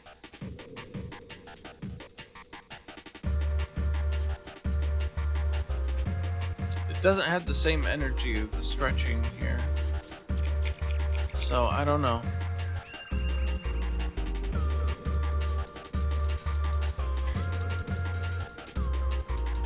Yeah, I was thinking the same thing.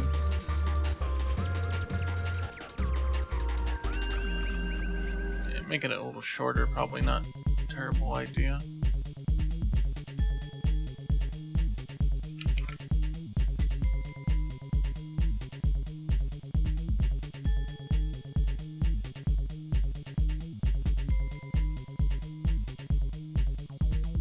This angle needs to change.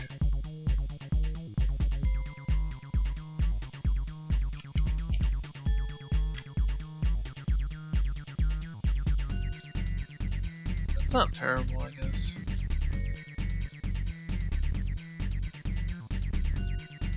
Something like that. Now we're really busting the boundaries here.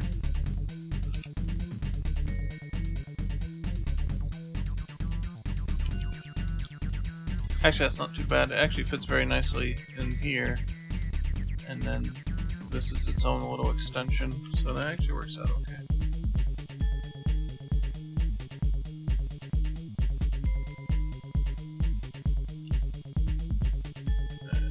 I'm gonna do that manually. Or piece by piece, rather.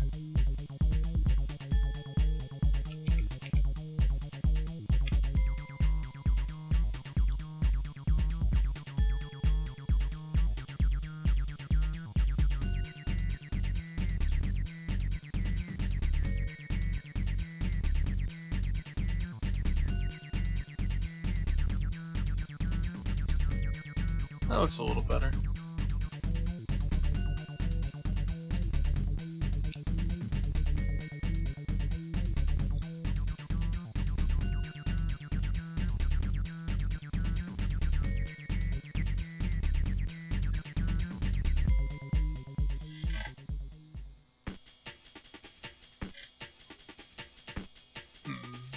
Yeah, I guess it's okay.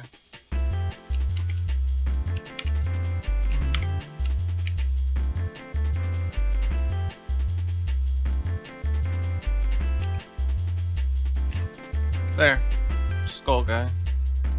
Alright. We gotta clean up the bottom now, though. fucking mold it. Yeah, alright. Let's get rid of that shit. But you know what we could do? To get more of could double it up to give it more visibility if we want to use just the blue for the lines.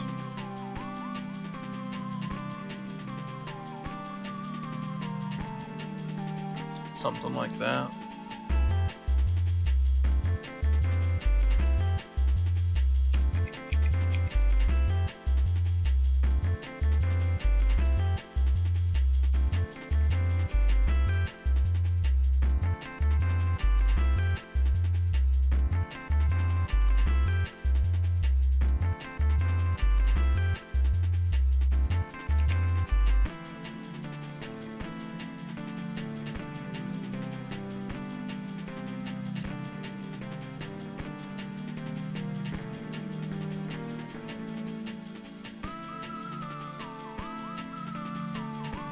That helps with the visibility.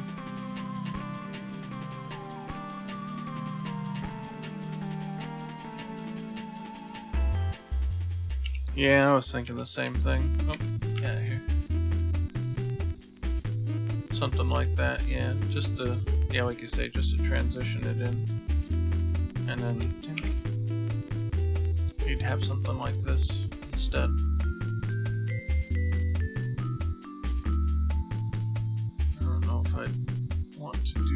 That's not bad. It's not bad. Let's fill in the face here. Do that.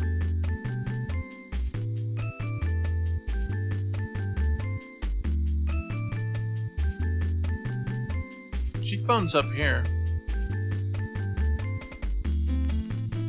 This is like the back of the jawbone. Cheekbone is right here.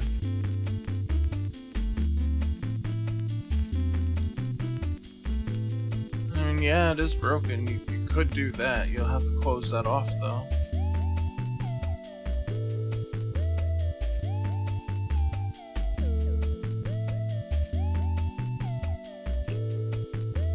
In the art, it is, but I think your visibility, the readability of it's going to decrease if I move it to the right, so that's why I put it here.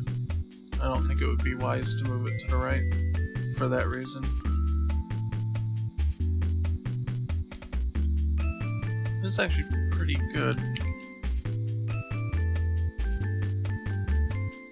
It is, but you get the implied shape here and the stretchiness along with it, and that's fine.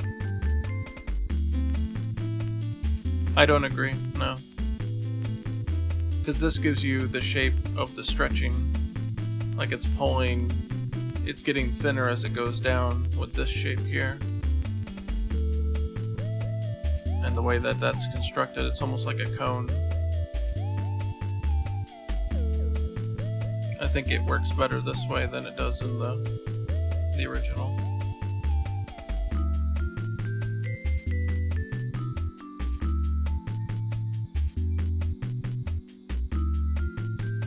Well, the slime is all around the skull, which actually kind of doesn't really show through here. In order to get that kind of detail, we'd probably have to add a third color to lighten up the inside elements.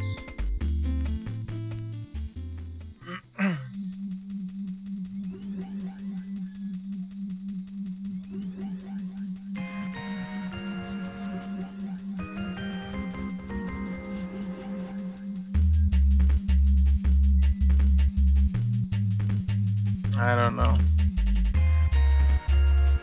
Here, let's make Tim happy. Give him his fucking 45-degree angle line or whatever the fuck he wants. Let's make Tim happy hour. I don't even know what the hell that's supposed to be now.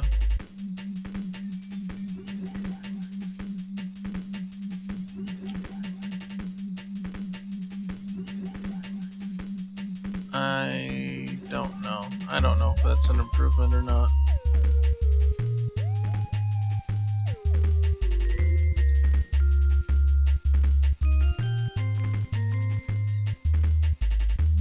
still has the same kind of effect, to be honest.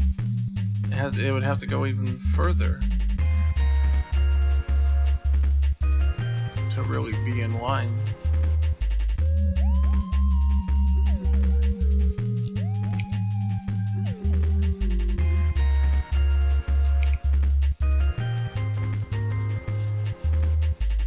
I don't know, feels like it's getting real muddy now.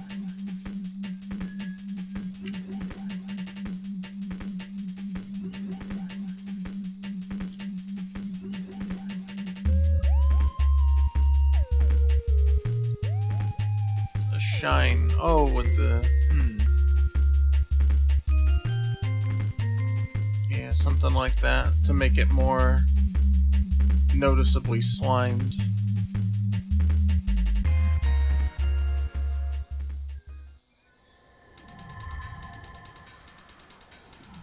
Yeah, I gotta make it look wet. That's a good point. On the parts that it's really pulling on.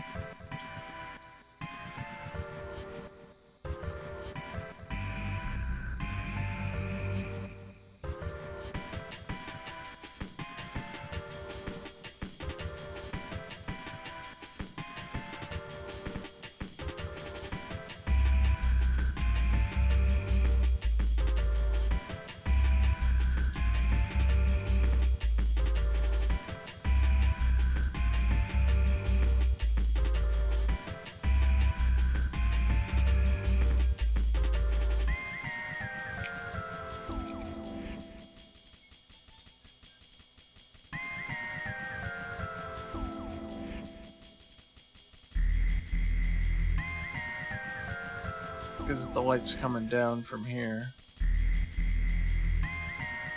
Guess that's what it would hit.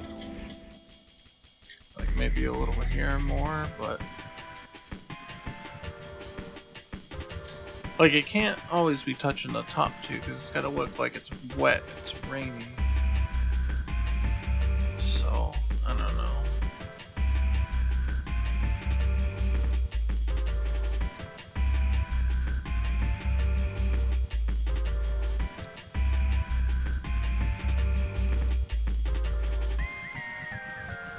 Yeah, it's hard to say. Like, the other issue to think about is, like, should they all be lighted the same direction?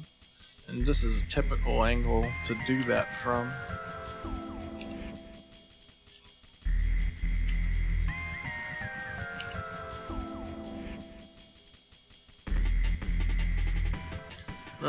This should be under all that, so the light won't be hitting the jaw. Nor would it be hitting this, because the cheek kind of covers that.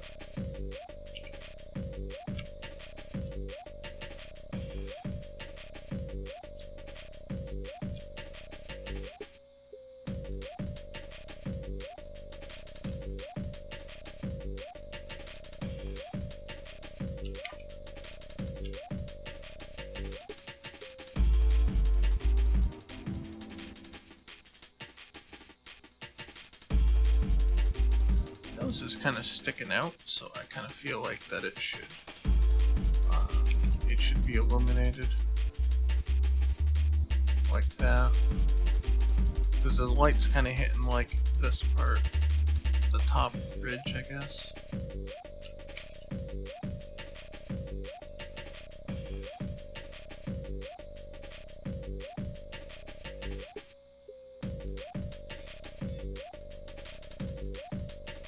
At least consistently, if you have the light coming in from here, like Ricky's is the same way, although he doesn't have any really lighted elements.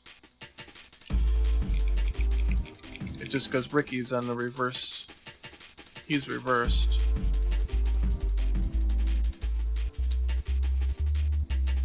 But he doesn't have any shaded elements, at least not yet. Ricky is long overdue for a redo though. Tone it down to essentials. Well, open pixel in the middle? This? I'm not sure what you're talking about. With this? First this or second this? The jaw. The reason I did that is so it gives him a jaggy tooth kind of opening to the mouth. I think that's important to make him look menacing. He has to have some kind of jagginess to the mouth. It doesn't matter. It makes it look sharper. I mean, you could also do that. That don't look right. It's what I did with the zombie as well.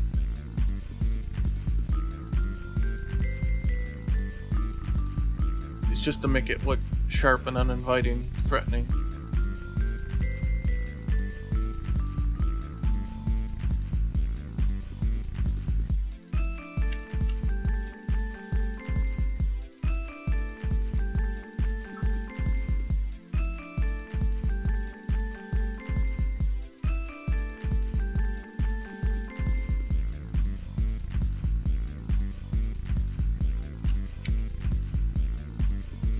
I don't know. I don't think it looks weird.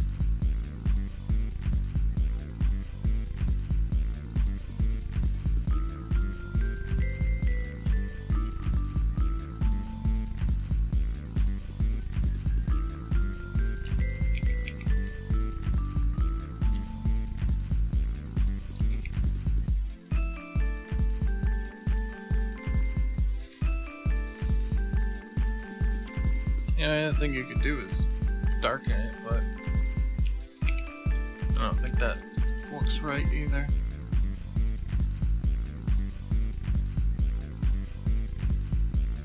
You're just seeing through the hole to the slime behind him.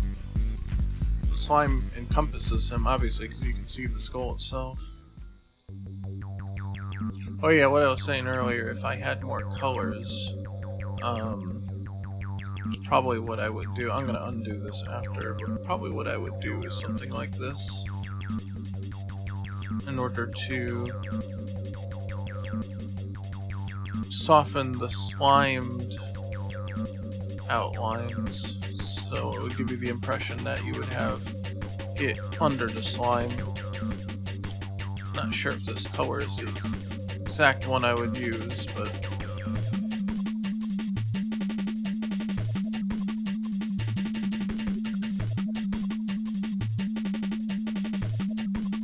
I would do something like that if I had more colors to use. You could, but then again, like I said, it gets tricky on different colored backgrounds.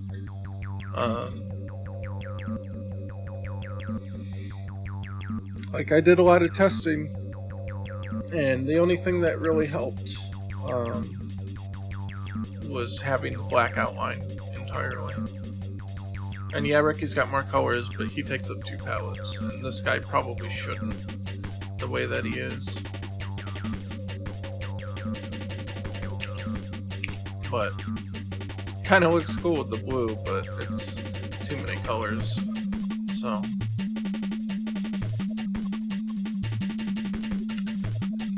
Definitely, definitely helps its definition. And the fact that he's a slime guy, but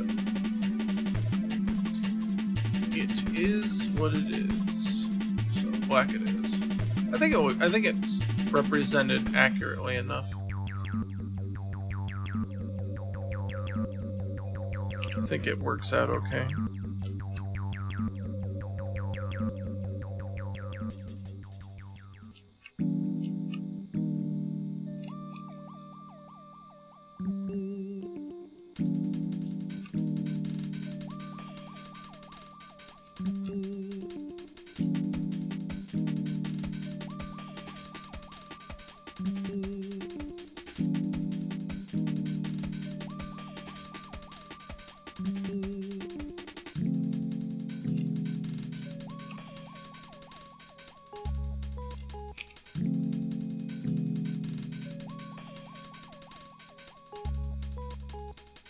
So there's a couple ways we can do this in terms of animation. We can do the cheap way would be just wrong tool. Cheap way would just be to like cut them down with each frame. Just take out like 8 pixels each frame. But we don't necessarily want to do it that way. Remove the left eye socket light? Are you sure? Because it is a protruding element.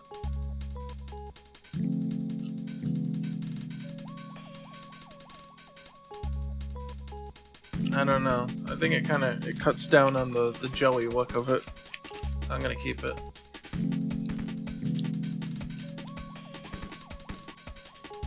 Like that's a shine. That's a shine element.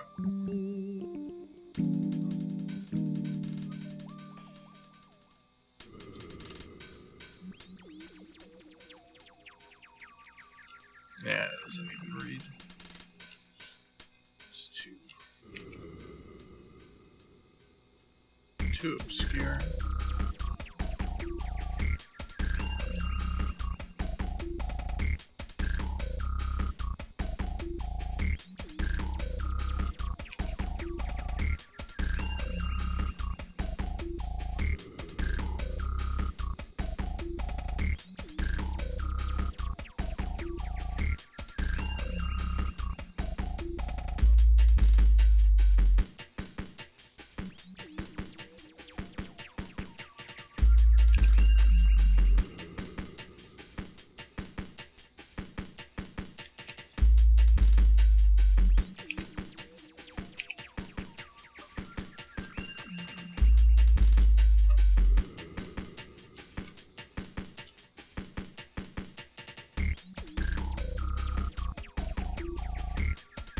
I think that helps.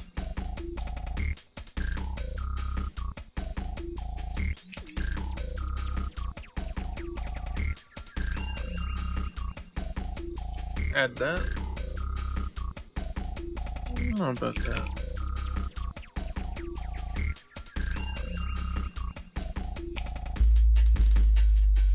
I don't know.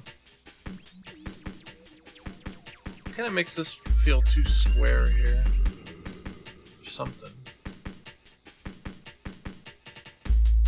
I don't know.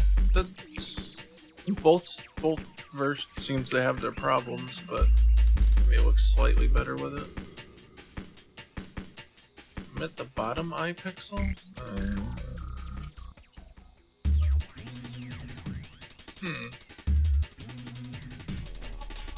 That's actually not bad.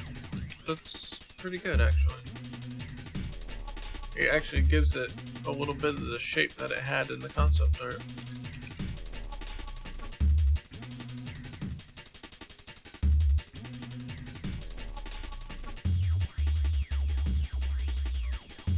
Yeah, at this point, let's get rid of the part of the skull there.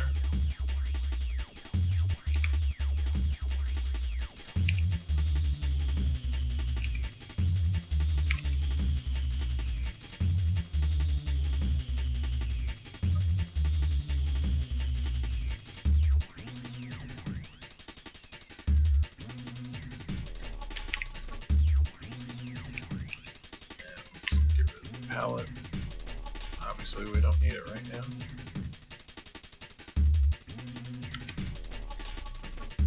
Yeah, alright, so...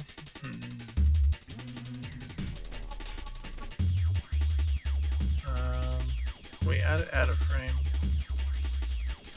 So he's got to be gone, coming up, going all the way up, going down, and that's it. So... skull here, disappear from that one.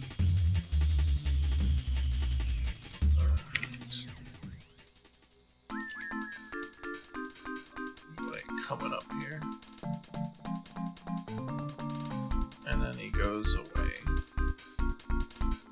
and about the same. Yeah, he'd be kind of in the same movement.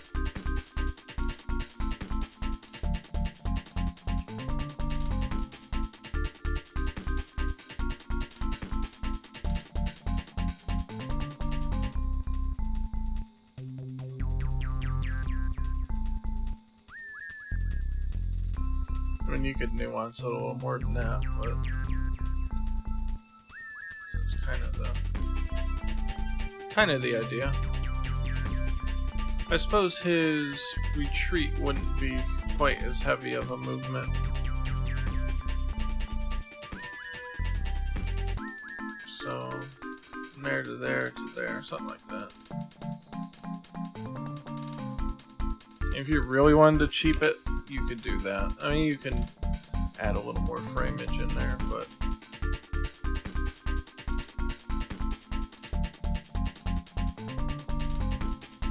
I wouldn't say so, no. I would say the first, him springing out is going to be the farthest forward. Like, all his momentum's going to deplete as he comes out, and then he's going to fall back down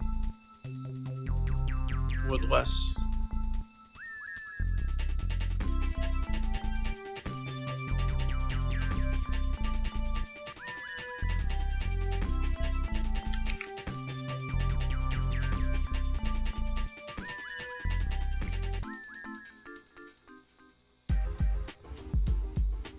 Yeah, but momentum decreases over time. He's shooting out. That's where all the momentum is going to be. So once he gets to this point, now it's decreasing. And so he's not going to...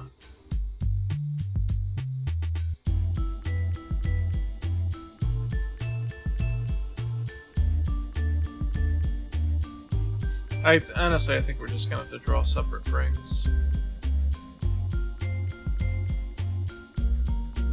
really sell it. And you could cheap it. You could make it a little smoother than this, obviously, when you cheap it. But I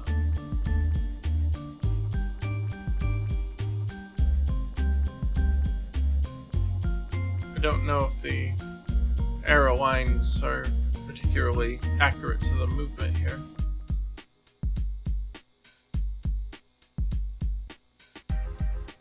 But I would say that like how this pops up, like it stretches, I would assume that that's the higher the movement, the farther the movement. He's going from here to here. The slime itself is actually not really, the back of the slime is not going to move. In fact, it moves here too much.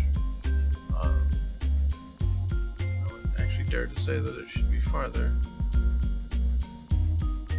Like, you gotta follow the slime trail. So that's the most movement, and then the next one's gonna be lesser.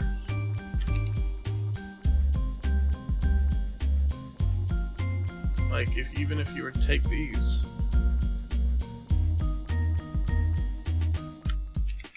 you know, like he's coming. I don't know, I guess they're not really. I guess they're almost equidistant in that manner. Anyway, well, I'm out of time. So if you've been here before, you know what that sound means.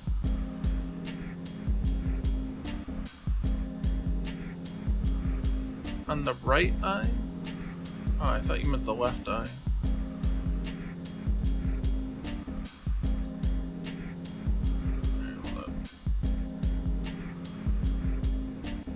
I did the left eye already, is what I'm saying.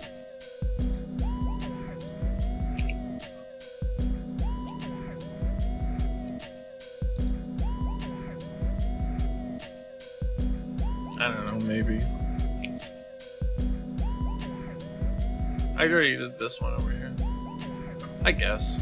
It helps give the eye a unique shape. So I think that works, yeah. So yeah, as far as the animation stuff goes, I'll have to create new frames for these. So I'm just gonna get rid of these. And we'll keep this for now. Let's see, he's in the grid, yeah. We'll move a little closer. I think his size feels appropriate for an enemy. One that needs to be visibly popped out. Needs a bit of size here because, you know, it's gotta be going up and down. Yeah, the only other aspect here is if you smoothly, like say,